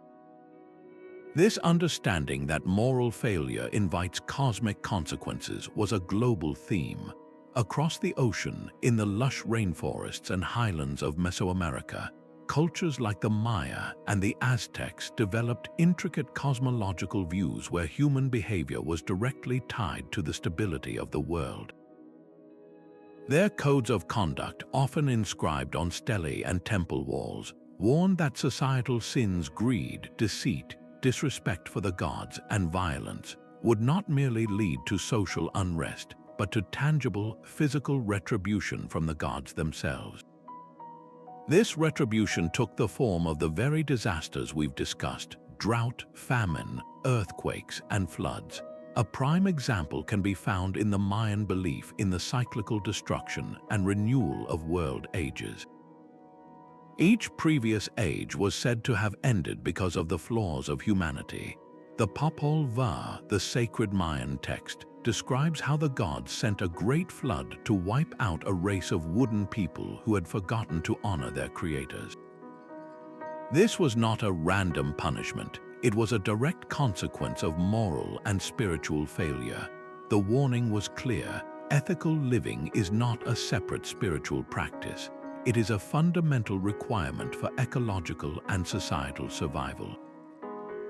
To live out of balance with divine law was to risk literally bringing the world crashing down. What makes these moral admonitions so critically different from the other methods is their focus on the root cause of collapse rather than the symptom. A pyramid aligned to a solstice warns you when a season might change. A carving of a flood warns you what might happen. But an edict carved into rock, urging justice and environmental stewardship, warns you why it might happen and suggests that the ultimate solution lies in correcting our own behavior. The ancient builders, through these messages, demonstrated a sophisticated systems thinking approach. They understood that a society plagued by internal conflict, inequality, and a rapacious attitude toward nature is inherently fragile, no matter how grand its monuments. It becomes vulnerable to even minor climatic shifts or external pressures. A society that is cohesive, equitable, and living in balance with its environment, however, is resilient. It can withstand shocks, adapt to changes, and endure for centuries. These ethical carvings are therefore the most vital clues they left behind. They shift the responsibility from fate onto our own shoulders, offering the empowering, if daunting, idea that our survival is not predetermined by the stars, but is instead a direct result of the daily ethical choices we make as a culture. The stone does not just describe a threat, it prescribes the cure. Imagine a civilization so attuned to the rhythms of the cosmos that they could map time itself onto stone, creating intricate calendars that stretched thousands of years into the future. This was the profound achievement of cultures like the Maya and the ancient Hindus, who didn't just track days and seasons. They designed elaborate chronological systems to predict entire epochs of upheaval and renewal. These predictive calendars represent a monumental leap in ancient thought, transforming the very concept of time from a linear progression into a cyclical, warning-laden dimension. By encoding these vast cycles into their most enduring monuments, these builders left behind a sophisticated early warning system, urging future generations to recognize the patterns of history and prepare for the transformative crises that inevitably accompany the turning of each great age. The most famous example is, of course, the Mayan long count calendar, a complex and beautifully precise system that captured the world's imagination as the year 2012 approached. The popular culture frenzy predicting an apocalyptic end of the world was a profound misinterpretation of the Mayas' actual message. For them, the end of a Bacton, a cycle of 144,000 days, was not a stop sign but a milestone. It marked the conclusion of a great chapter and the fraught, uncertain dawn of the next. Their calendar did not predict a specific catastrophe, but rather signaled a critical juncture, a moment of immense potential for global shift, whether in consciousness, environment, or societal structure. The true warning was not about a single day of destruction, but about the volatile transition between ages. The Maya understood that these junctures are periods of extreme fragility, when the old order breaks down and the new has yet to be born, leaving societies vulnerable to both internal collapse and external shocks. Their stone carvings, like those on the Tortuguero monument, were less a doomsday clock and more a celestial alarm clock, set to ring across centuries, urging humanity to approach these turning points with mindfulness, preparation, and a collective sense of responsibility. This vision of cyclical time was not unique to Mesoamerica. On the other side of the globe, ancient Hindu cosmology developed an even more vast and intricate framework, the concept of the yugas. This system describes 4 repeating ages, each with its own distinct spiritual and moral character, ranging from the enlightened Satya Yuga, a golden age of truth and harmony, down to the Kali Yuga, an age of conflict, darkness, and ignorance, which some traditions believe we are currently navigating. Each full cycle spans an almost unimaginable 24,000 years, and the transitions between these yugas are described as periods of immense purification and upheaval. The ancient texts, such as the Puranas, are remarkably specific about the signs that herald these shifts: increased natural disasters, societal decay, the erosion of truth, and a general disconnect from spiritual wisdom. This wasn't abstract philosophy, it was a predictive model for human experience on a grand scale. By inscribing these cycles into temple lore and aligning rituals with their rhythms, the sages of ancient India were creating a resilient, long-term framework for understanding crisis. They normalized the concept of decline and renewal, framing it not as a random punishment, but as an inevitable phase in a great cosmic cycle.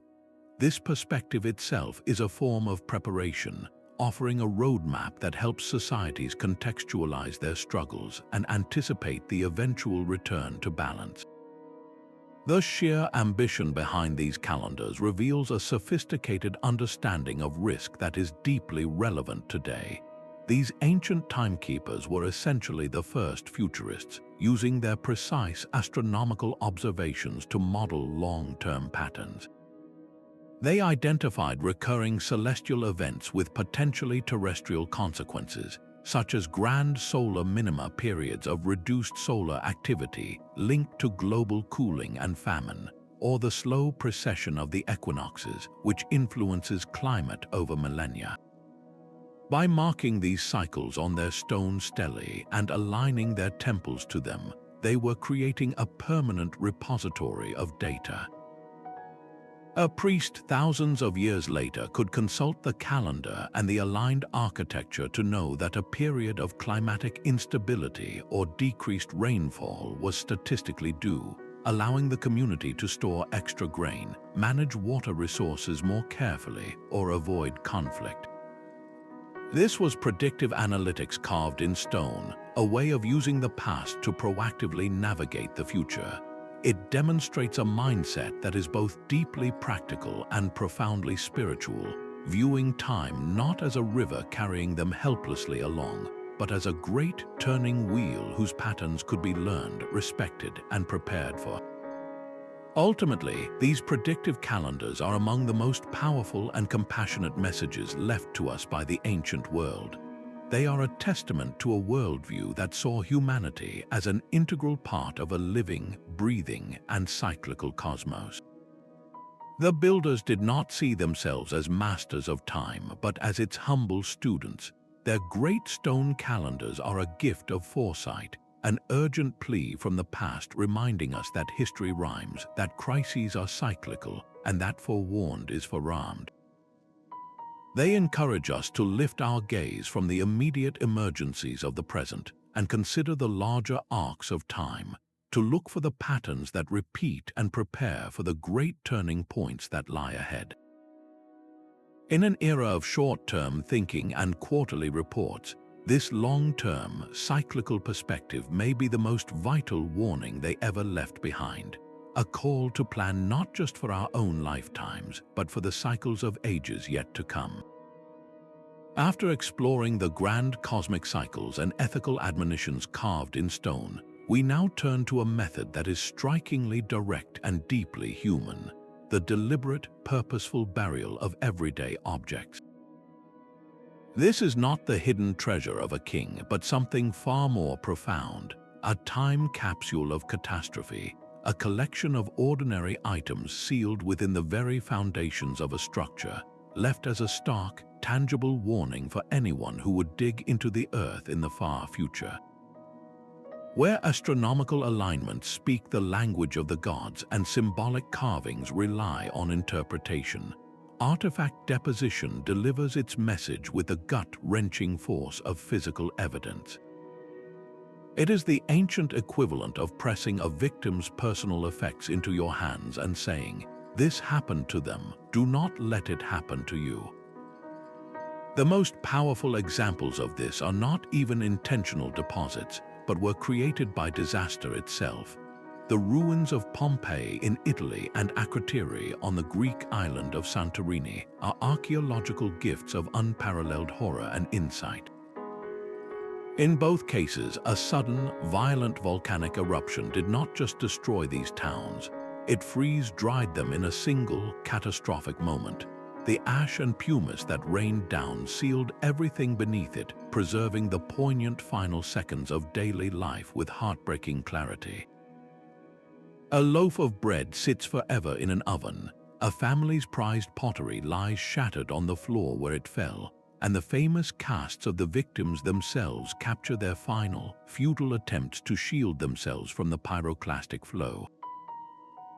These sites are not merely ruins, they are mass graves and museums combined, offering an unbearably visceral testimony to the sheer speed and terror of a natural disaster. The builders who later settled these regions would have been acutely aware of these buried cities, these grim reminders lying just beneath the surface of the earth. By choosing to build anew on such ominous ground, they were making a statement. The presence of these past tragedies, silently looming beneath their feet, served as a permanent, unspoken warning about the precariousness of life in the shadow of a sleeping giant. But beyond these accidental snapshots, there is compelling evidence that ancient cultures actively engaged in this practice of intentional deposition. During the construction of important civic buildings, temples, or defensive walls, it was common in many parts of the world to include foundation deposits. Often, these were ritual offerings to bless the structure, precious objects, animal sacrifices, or symbolic items. However, some of these caches tell a very different, more urgent story.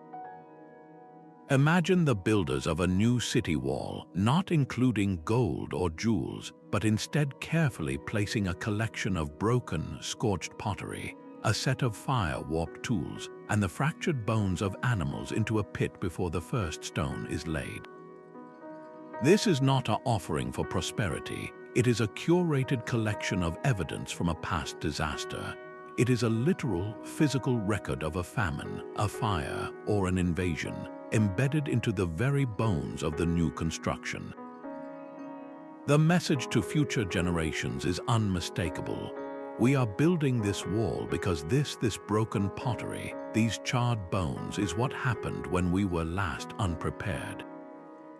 We are building this granary because we remember the feel of these tools, worn down from trying to scratch a living from drought-hardened earth.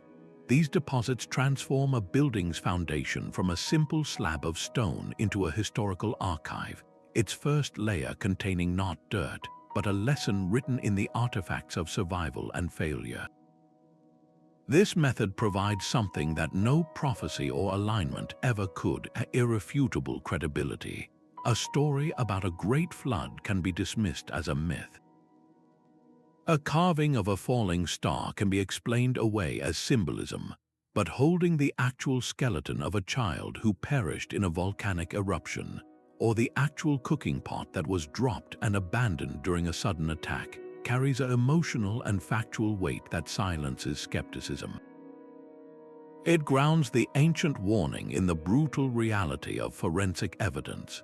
When archaeologists today carefully excavate these layers, brushing the dust from a child's toy or a soldier's helmet, they are not just studying history, they are activating a message that was intended for them.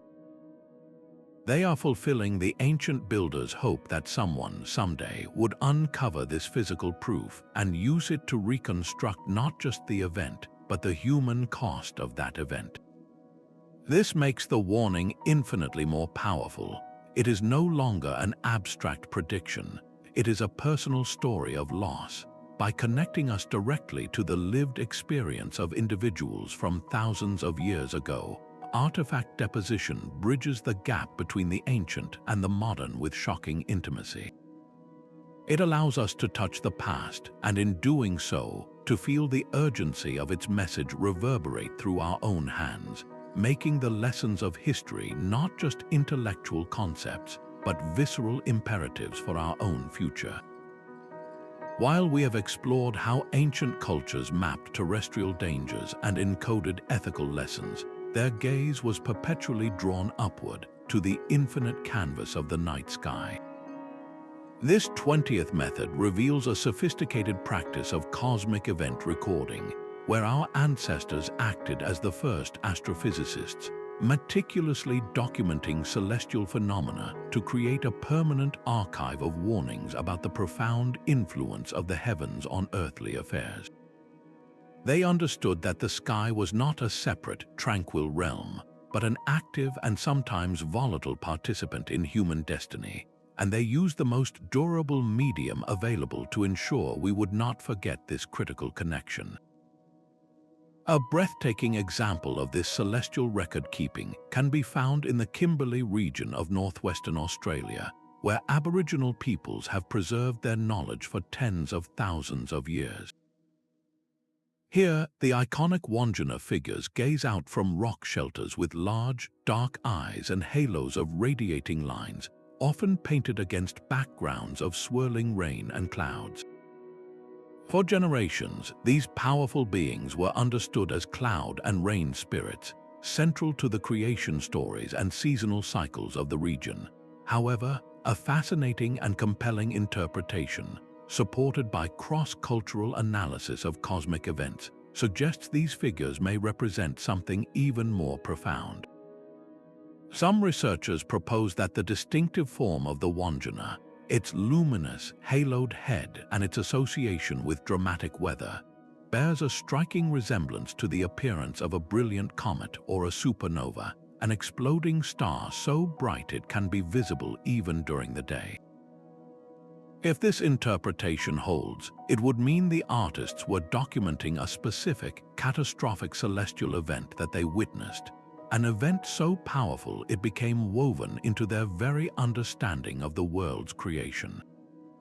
The Wandjina, then, is not just a spirit of the storm, it is a permanent warning carved in ochre, a testament to a time when the sky itself seemed to break apart, an event that likely triggered significant climate shifts and served as a stark reminder of the cosmos's unpredictable power. This practice of linking celestial phenomena to earthly calamity was a global endeavor. Thousands of miles away, in the Fertile Crescent of Mesopotamia, scribes were using a different but equally durable medium, clay. The cuneiform tablets from the Great Library of Nineveh and other Assyrian sites contain meticulous astronomical diaries. These are not just star charts, they are detailed logbooks that correlate specific celestial observations with events on the ground.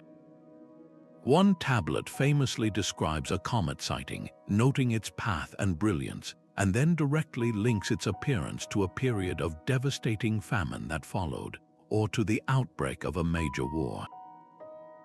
The scribes were practicing early forms of pattern recognition, diligently recording data across generations in an attempt to predict the will of the gods and the fate of their kingdoms. They observed that the sudden, terrifying appearance of a hairy star, their term for a comet, often preceded periods of great upheaval. By inscribing these correlations onto fire-hardened clay tablets, they were building a database of cause and effect, a warning system that said the unexpected in the heavens could herald disaster on Earth. This was a form of risk management based on empirical, long-term observation, a desperate attempt to find order in a chaotic universe and protect their civilization from forces beyond their control. Unlocking the full meaning of these ancient cosmic warnings requires a remarkable fusion of disciplines that would have been unimaginable just a century ago. Modern astrophysicists can now use computer models to precisely rewind the clock of our solar system, calculating the past positions of comets and the dates of historical supernova with astonishing accuracy. Archaeologists and anthropologists, in turn, provide the cultural context and precise dating of the rock art or tablets. When these two fields converge, magic happens. An astrophysicist might identify a specific supernova that would have been visible in the southern hemisphere around 5,000 years ago, blazing in the sky for weeks. An archaeologist might then point to a cluster of Wandjina paintings that, through dating techniques, originate from that same era. The correlation is not proof, but it opens a dazzling window of possibility, suggesting that we are not looking at mere mythology, but at an eyewitness account of a real astrophysical event. This interdisciplinary dialogue transforms mysterious ancient symbols into potentially precise historical records, allowing us to listen in on a conversation that began when a shaman or a scribe looked up at a terrifyingly new star and decided, for the sake of all future generations, to make a permanent record of its warning. While the cosmos provided a grand backdrop for ancient warnings, some of the most vital and immediate messages were carved not in the stars, but along the very shorelines and riverbanks that sustained life. This brings us to a method of communication that is breathtakingly practical and intimately tied to human survival: the use of hydrological markers. In a world utterly dependent on the unpredictable generosity of rivers and rains, ancient cultures became master hydrologists, meticulously recording the whims of water on stone. These were not abstract symbols, they were data points, a permanent public record of flood and drought lines designed to provide future generations with the hard-earned knowledge needed to navigate the inevitable water crises to come. The most sophisticated and enduring example of this is undoubtedly the niliometer. While the beautiful columned structures on the island of Rhoda in Cairo are a later Islamic addition, the practice they represent stretches back to the earliest days of the pharaohs. The ancient Egyptians understood that their entire civilization was a gift of the Nile. Its annual flood deposited the rich, black silt that fertilized their fields, but the volume of that flood was everything. A flood that was too low meant famine and starvation. A flood that was too high meant destructive inundation that could wipe out villages. To manage this existential risk, they engineered a series of gauges, deep, stone-lined pits with staircases descending into the river, connected to the Nile by tunnels. Markers along the walls recorded the height of the water. Priests would monitor these levels meticulously, and the data was used to predict the coming harvest, set tax rates accordingly, and organize the distribution of grain from state granaries. The niliometer was more than a measuring tool. It was the central economic and survival instrument of the state. By inscribing these critical levels onto stone for all to see, they were creating a transparent, long-term record. A priest could look at the marks from a century prior and understand the patterns of feast and famine, providing a historical baseline to anticipate future cycles. This was actuarial science carved in stone, a way of using the past to ensure against the uncertainties of the future. A similar, though architecturally opposite, approach was developed half a world away in the arid regions of India. Here, the challenge was not an overflowing river, but the desperate need to capture every precious drop of seasonal monsoon rain. The response was the creation of magnificent stepwells, known as bayolis or valves. These were not simple wells, they were inverted temples, breathtaking subterranean structures consisting of intricate staircases leading down to the water table. But their function went far beyond water storage. The steps themselves, often numbering in the hundreds, acted as a giant communal water gauge.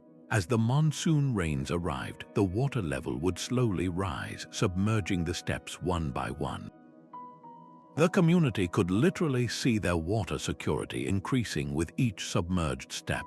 More remarkably, many of these stepwells feature inscriptions and carvings that provide specific information about the well's history and the variability of the monsoons. Some inscriptions record the donations made to dig the well deeper during a period of prolonged drought. Others might mark a specific step with a special symbol, indicating the water level reached during a legendary, bountiful year, a high water mark of prosperity to aspire to. Others might mark a lower step that represented the terrifying water level during a year of famine. These were not just pretty decorations, they were a publicly accessible database of hydrological history. They taught each new generation the normal range of fluctuation, the warning signs of a coming dry spell, and the collective action required to adapt. The stepwell was a classroom, a community center, and an early warning system, all built into one stunning architectural masterpiece. What makes these hydrological markers so powerfully relevant today is the philosophy they embody. This was a hands-on, grassroots form of environmental forecasting, rooted in patient, multi-generational observation and honest record-keeping. There was no spin or denial. The water level was what it was, and the carved line did not lie. This long-term perspective allowed these cultures to see beyond the immediate crisis of a single bad year and understand the broader patterns of climatic variability. They were building resilience based on data, not dogma. Studying these ancient practices offers us a profound lesson in sustainable resource management. In an era of modern climate change, where water scarcity and extreme flooding are becoming increasingly common, we are once again grappling with the same fundamental challenges. The ancient markers urge us to look up from our short-term political and economic cycles and re-engage in the patient, meticulous work of observing our environment, honoring the data it provides, and encoding that knowledge into our planning and our policies. They remind us that true security comes not from controlling nature, but from understanding its rhythms and adapting with humility and foresight, just as they did, leaving their warnings etched in stone for us to find. Sometimes the most powerful messages are not found in what was finished, but in what was left abruptly and hauntingly undone. The 20-second method pulls back the curtain on moments of sheer crisis, where the grand ambitions of a civilization collide with the brutal realities of its own vulnerability. We move now from the slow, patient encoding of knowledge to the stark, frantic evidence of collapse itself. Here, the stones do not whisper prophecies, they scream in sudden silence. This is the archaeology of interruption, where half-carved obelisks, hastily built walls, and abandoned cities serve as the most raw and honest testimonials left by the ancient world.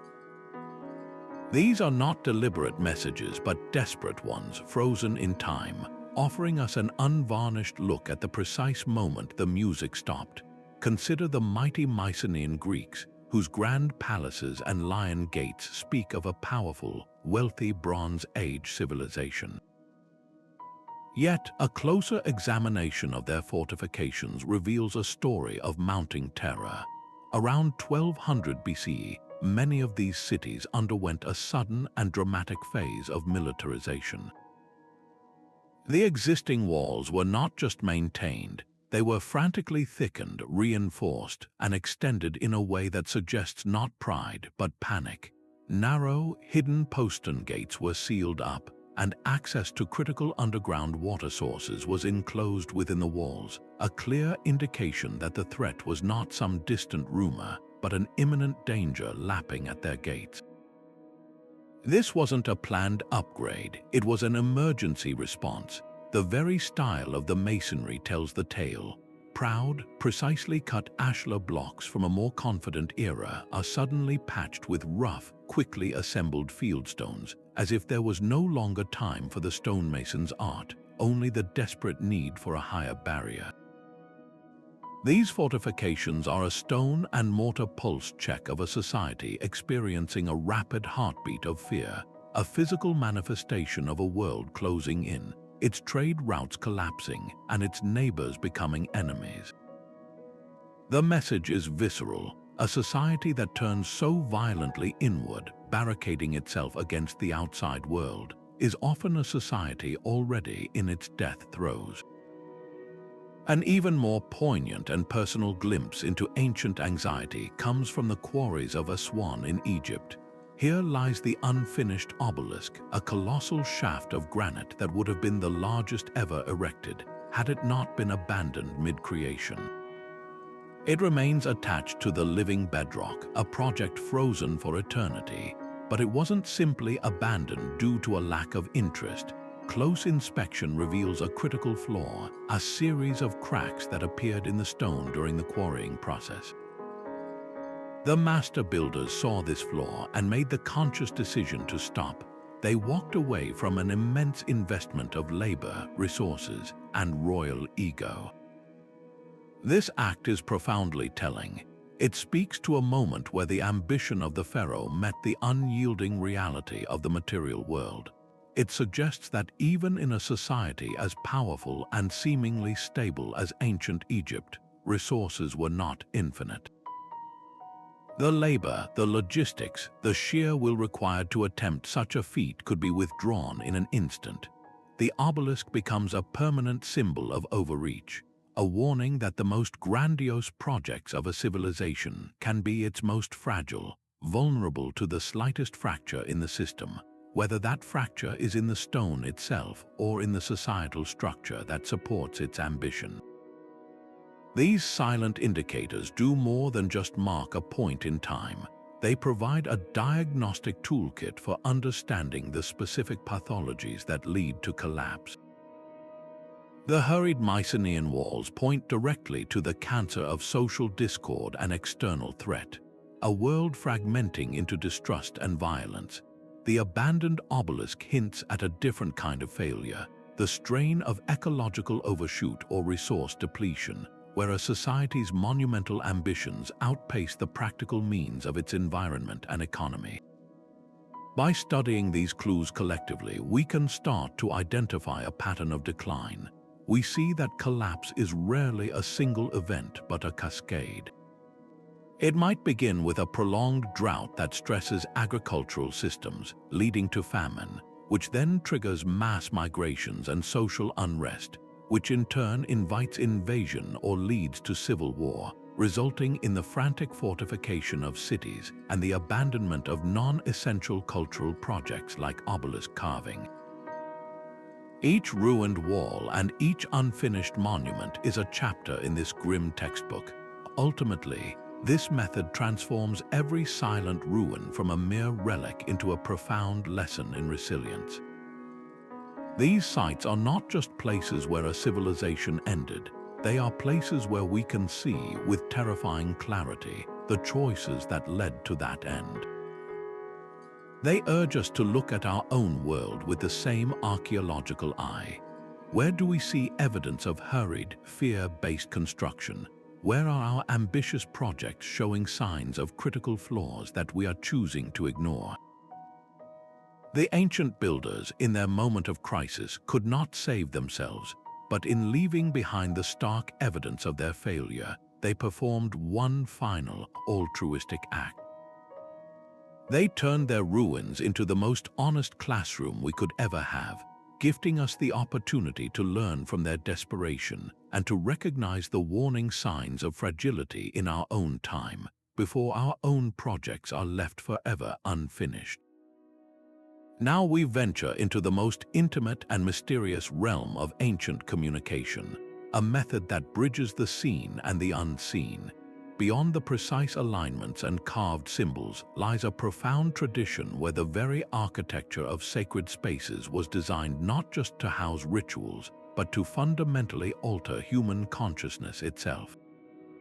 This is the world of shamanic visionary cues, where caves, rock shelters, and ritual platforms were engineered as portals to non-ordinary states of awareness. Here, the warnings did not come from astronomical calculation or historical record, but from direct, transcendent revelation, accessed through a marriage of natural environment and human neurobiology, and then faithfully rendered into enduring art for the benefit of all future generations. To understand this, we must journey deep underground into the breathtaking Paleolithic caves of Europe, like Lascaux in France or Altamira in Spain.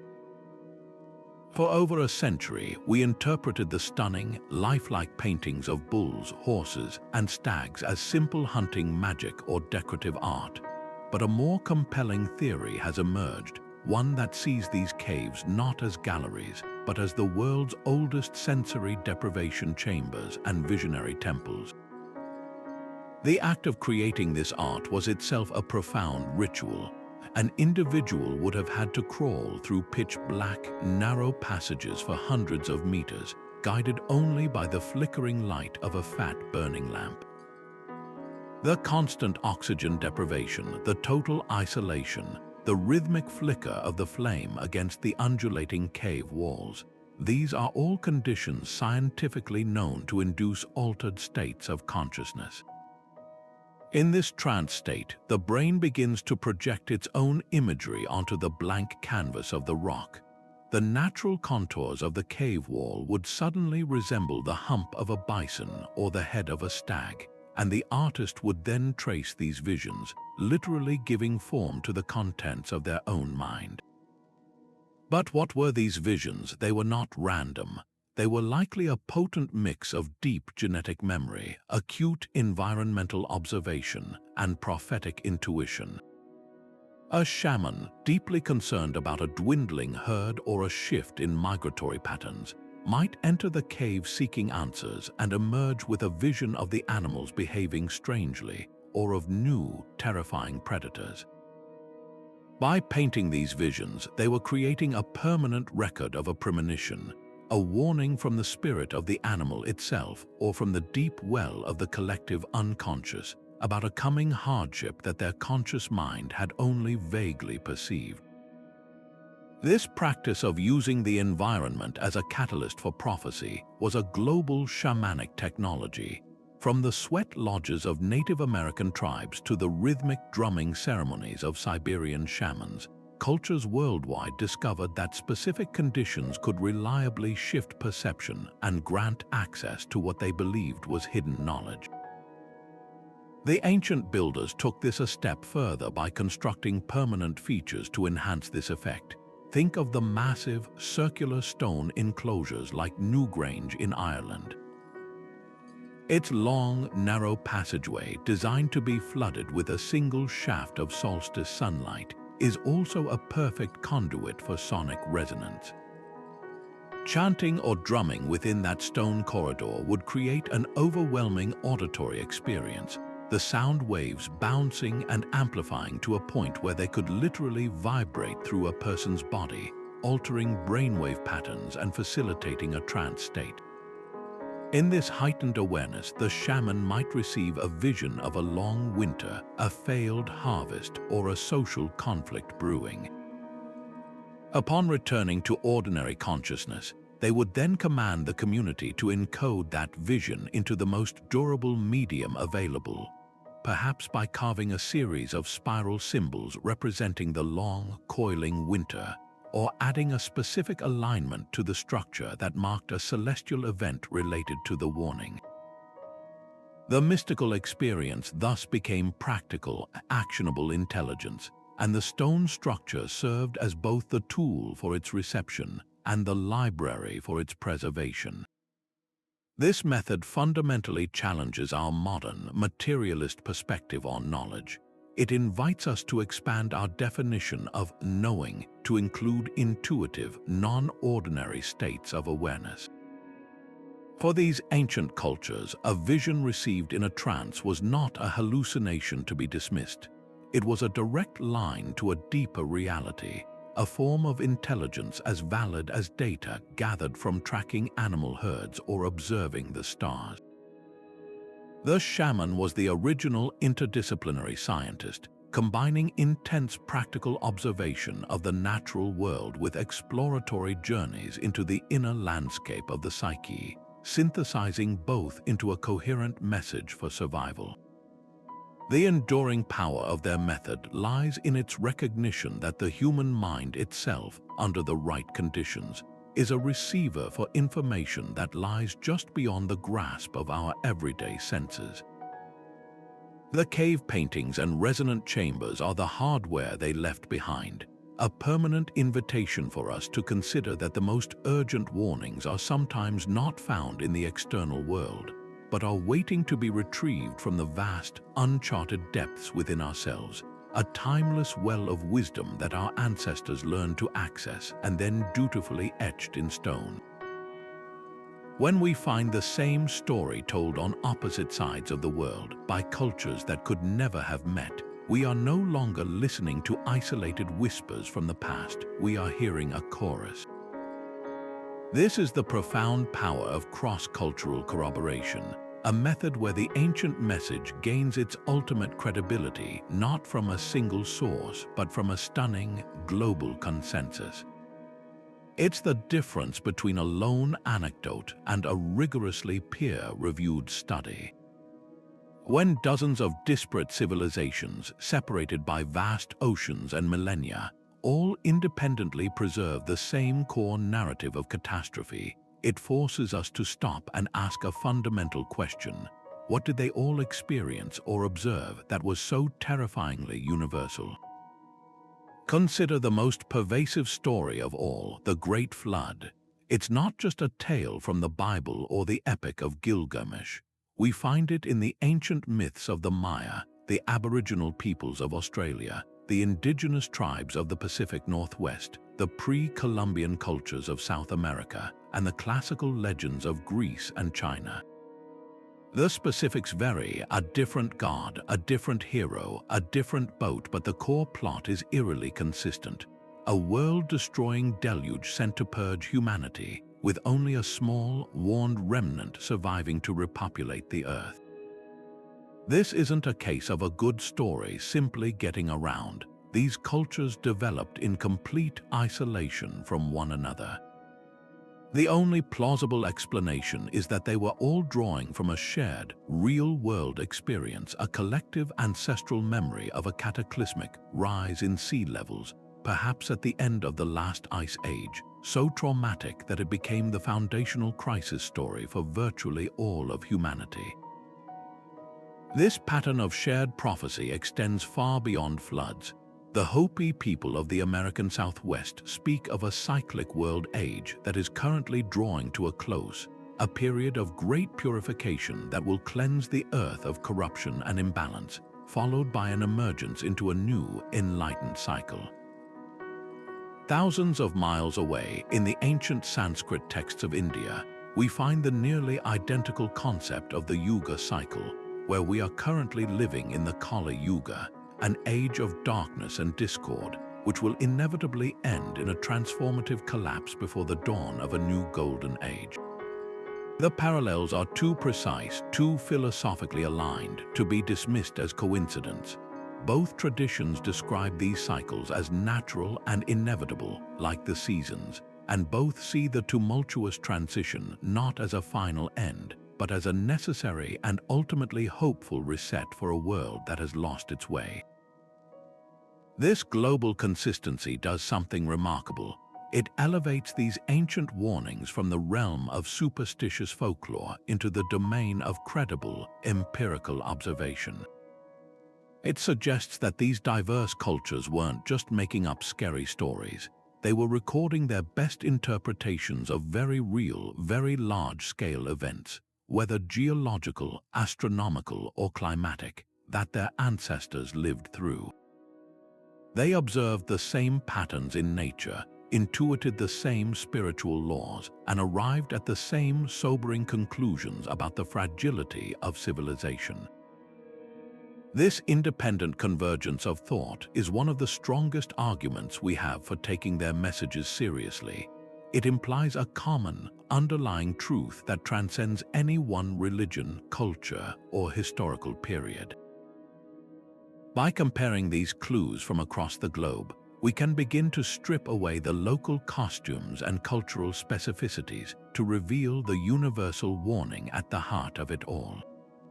The core message that emerges is not one of a specific date or a single event, but a timeless principle that human societies operate within larger natural and cosmic cycles, and that periods of great upheaval and renewal are an inherent part of our existence.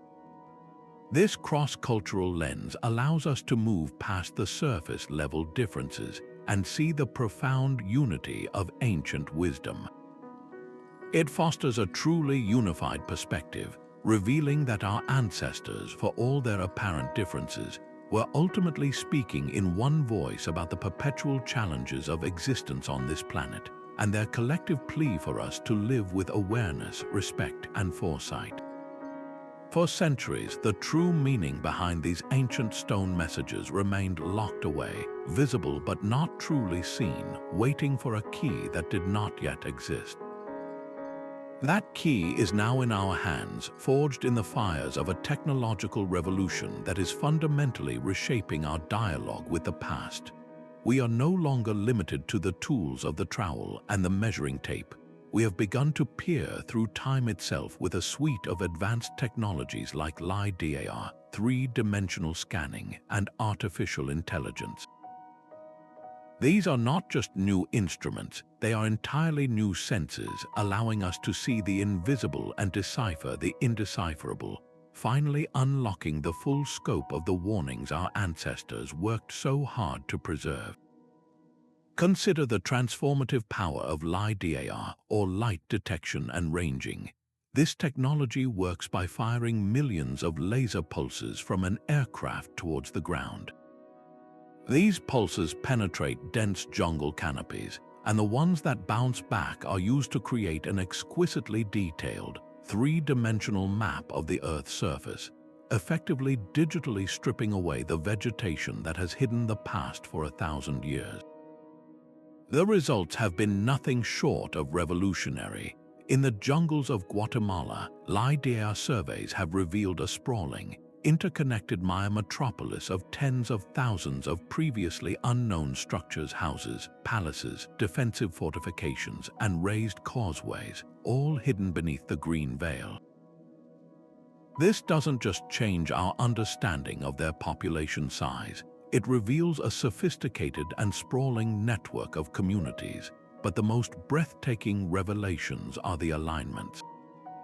LiDAR has shown that these cities and even isolated ceremonial platforms were often positioned in precise geometric relationships with each other and with distant, sacred mountains. This suggests a level of large-scale, coordinated land management and astronomical planning that was previously unimaginable, hinting at a unified cultural response to their environment, perhaps designed to monitor and mitigate regional risks on a grand scale. Simultaneously, high-resolution satellite imagery is allowing us to connect dots across continents. By analyzing the precise geographical coordinates of megalithic sites from Scotland to Sulawesi, researchers are identifying startlingly consistent patterns. Certain types of stone circles and burial mounds appear to be positioned along specific latitudinal lines or are aligned to the same celestial phenomena, despite being built by cultures that supposedly had no contact with one another. This doesn't necessarily prove a single global architect, but it strongly suggests a shared, hard-won understanding of the planet's geometry and its place in the cosmos. It implies that these disparate cultures were all responding to the same global stimuli, perhaps shifts in the magnetic field, changes in climate patterns, or observations of rare cosmic events, and encoding their understanding into the landscape in a similar, mathematically profound language. The stone itself was local, but the message appears to have been global. And then there is the silent, relentless power of artificial intelligence. Where the human eye grows tired and the mind can be biased, AI algorithms can process millions of data points with perfect patience.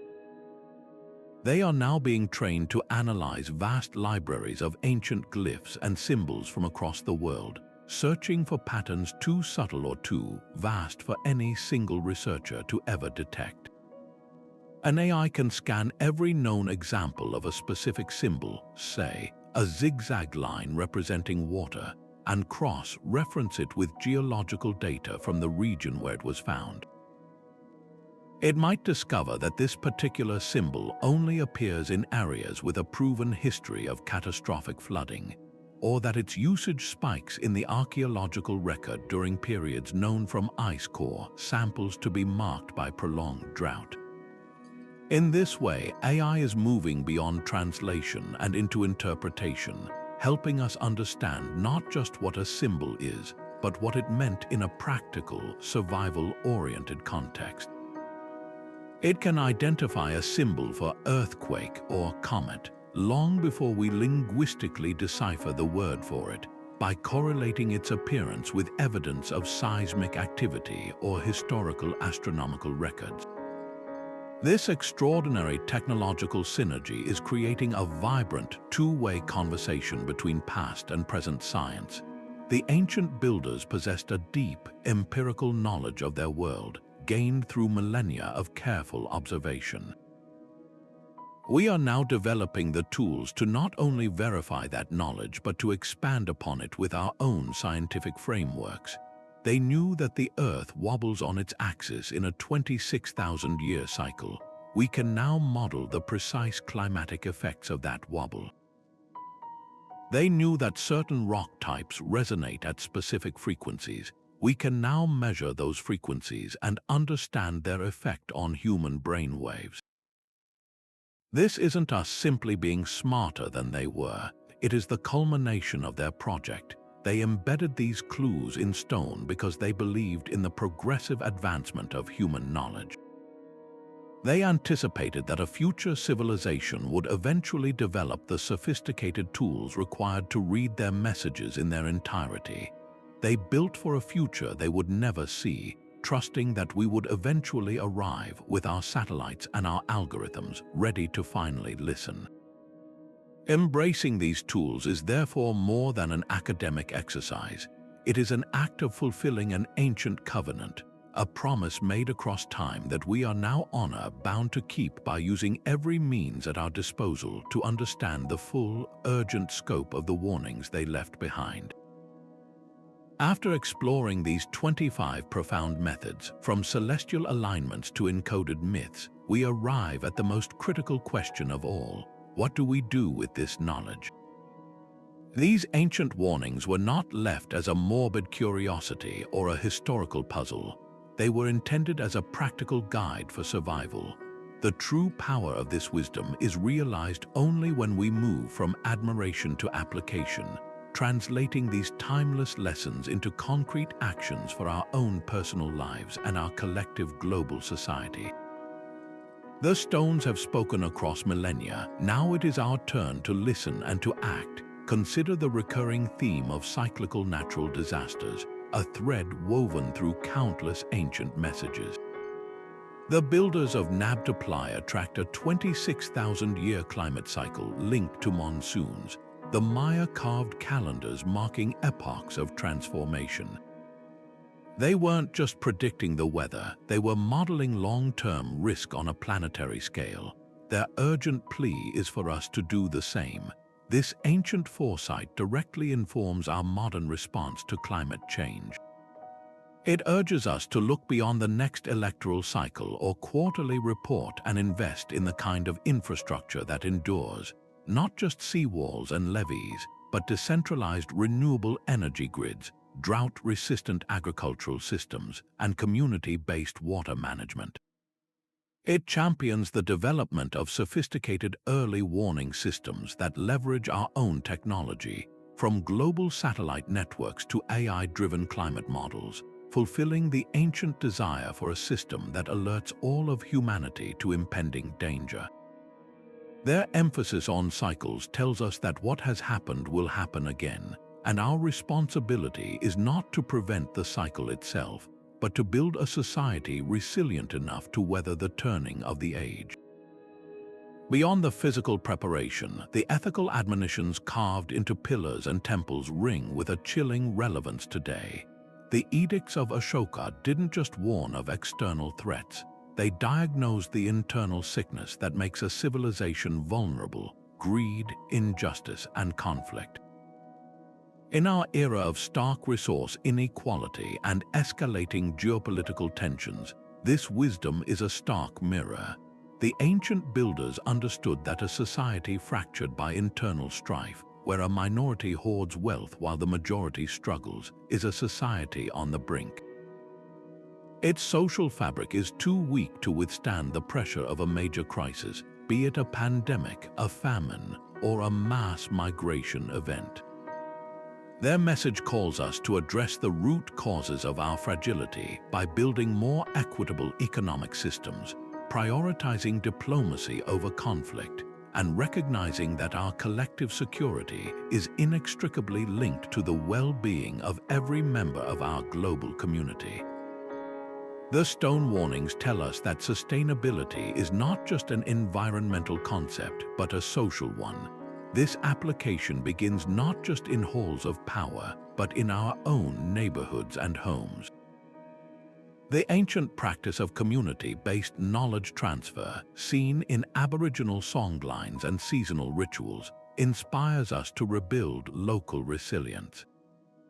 This means knowing our neighbors, participating in community emergency response teams, supporting local food producers, and creating shared resources like tool libraries and seed banks. It's about reviving the art of storytelling, sharing not just ancient myths but our own family histories of surviving hard times, ensuring that practical wisdom and community bonds are passed down, making us less dependent on fragile, centralized systems.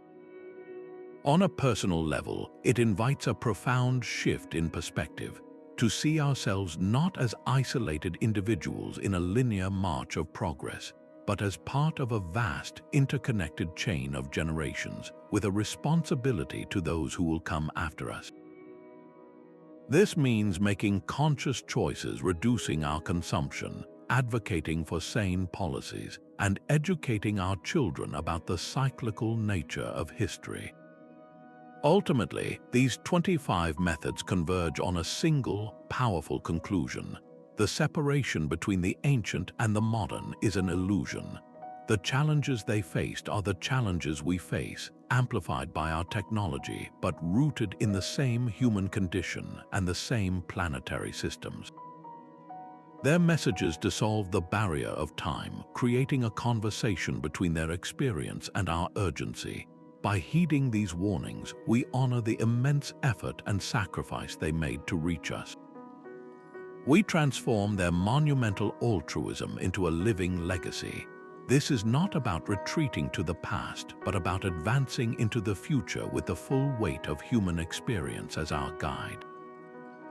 It is about building a world that is not only technologically advanced, but also wise, resilient, and deeply connected. A civilization worthy of the ancient warning it worked so hard to receive.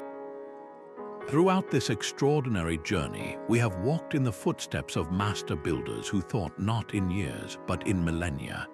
We have seen how they turned the very bones of the earth into an immortal library, using astronomical alignments as their calendar, symbolic carvings as their prose, and the resonant frequencies of stone as their voice. Their work reveals a breathtakingly altruistic vision, a profound commitment to a future they would never see, and to generations they would never know. They understood the cyclical nature of threat and the fragility of civilization, and they dedicated immense resources to ensuring that their hard-won wisdom would endure long after their names were forgotten. These are not the cryptic scrawlings of a primitive people. They are the meticulously crafted legacy of sophisticated thinkers, scientists, and philosophers who spoke the one language they knew would never be lost, the eternal language of stone. This exploration delivers a humbling and powerful reminder that our current crises are not unique. Humanity has stood at this precipice before, facing the tremors of a shifting climate, the strain of dwindling resources, and the specter of societal unraveling. The ancient warnings echo through the ages, not to frighten us but to empower us. They offer a roadmap forged in the fires of past collapses, a guide that argues our survival is not a matter of chance but a product of choice. The ethical carvings of Ashoka urge us toward justice and environmental stewardship. The predictive calendars of the Maya and the Hindus counsel us to adopt a long-term, cyclical view of time. The hydrological markers along the Nile and in Indian stepwells teach us the critical importance of managing resources with transparency and foresight. These messages converge on a single, transformative idea: that resilience is a practice built daily through the choices of a community living in balance with each other and with the natural world. Now the responsibility shifts to us. The stones have spoken their piece. The conversation they began thousands of years ago now waits for our reply. This is not a passive history lesson, it is a call to action. It invites us to look at our modern world through an ancient lens, to ask ourselves where we see the same patterns of hubris and short-sightedness that toppled empires, and where we can apply their timeless principles of harmony, preparation, and respect. Let these enduring monuments inspire you to build resilience in your own life and community, to advocate for policies that prioritize long-term survival over short-term gain, and to foster a deeper connection with the natural cycles that govern our existence. The dialogue between the past and the present is now in your hands. Share which of these ancient warnings resonates most deeply with you in the comments below. Is it the ethical call for justice, the celestial prediction of change, or the stark evidence of a forgotten disaster? Your perspective adds a new voice to this millennia-old conversation. Subscribe and join us as we continue to unravel history's greatest mysteries, and together, let's ensure that these messages, carved in stone with such hope and foresight, are not just heard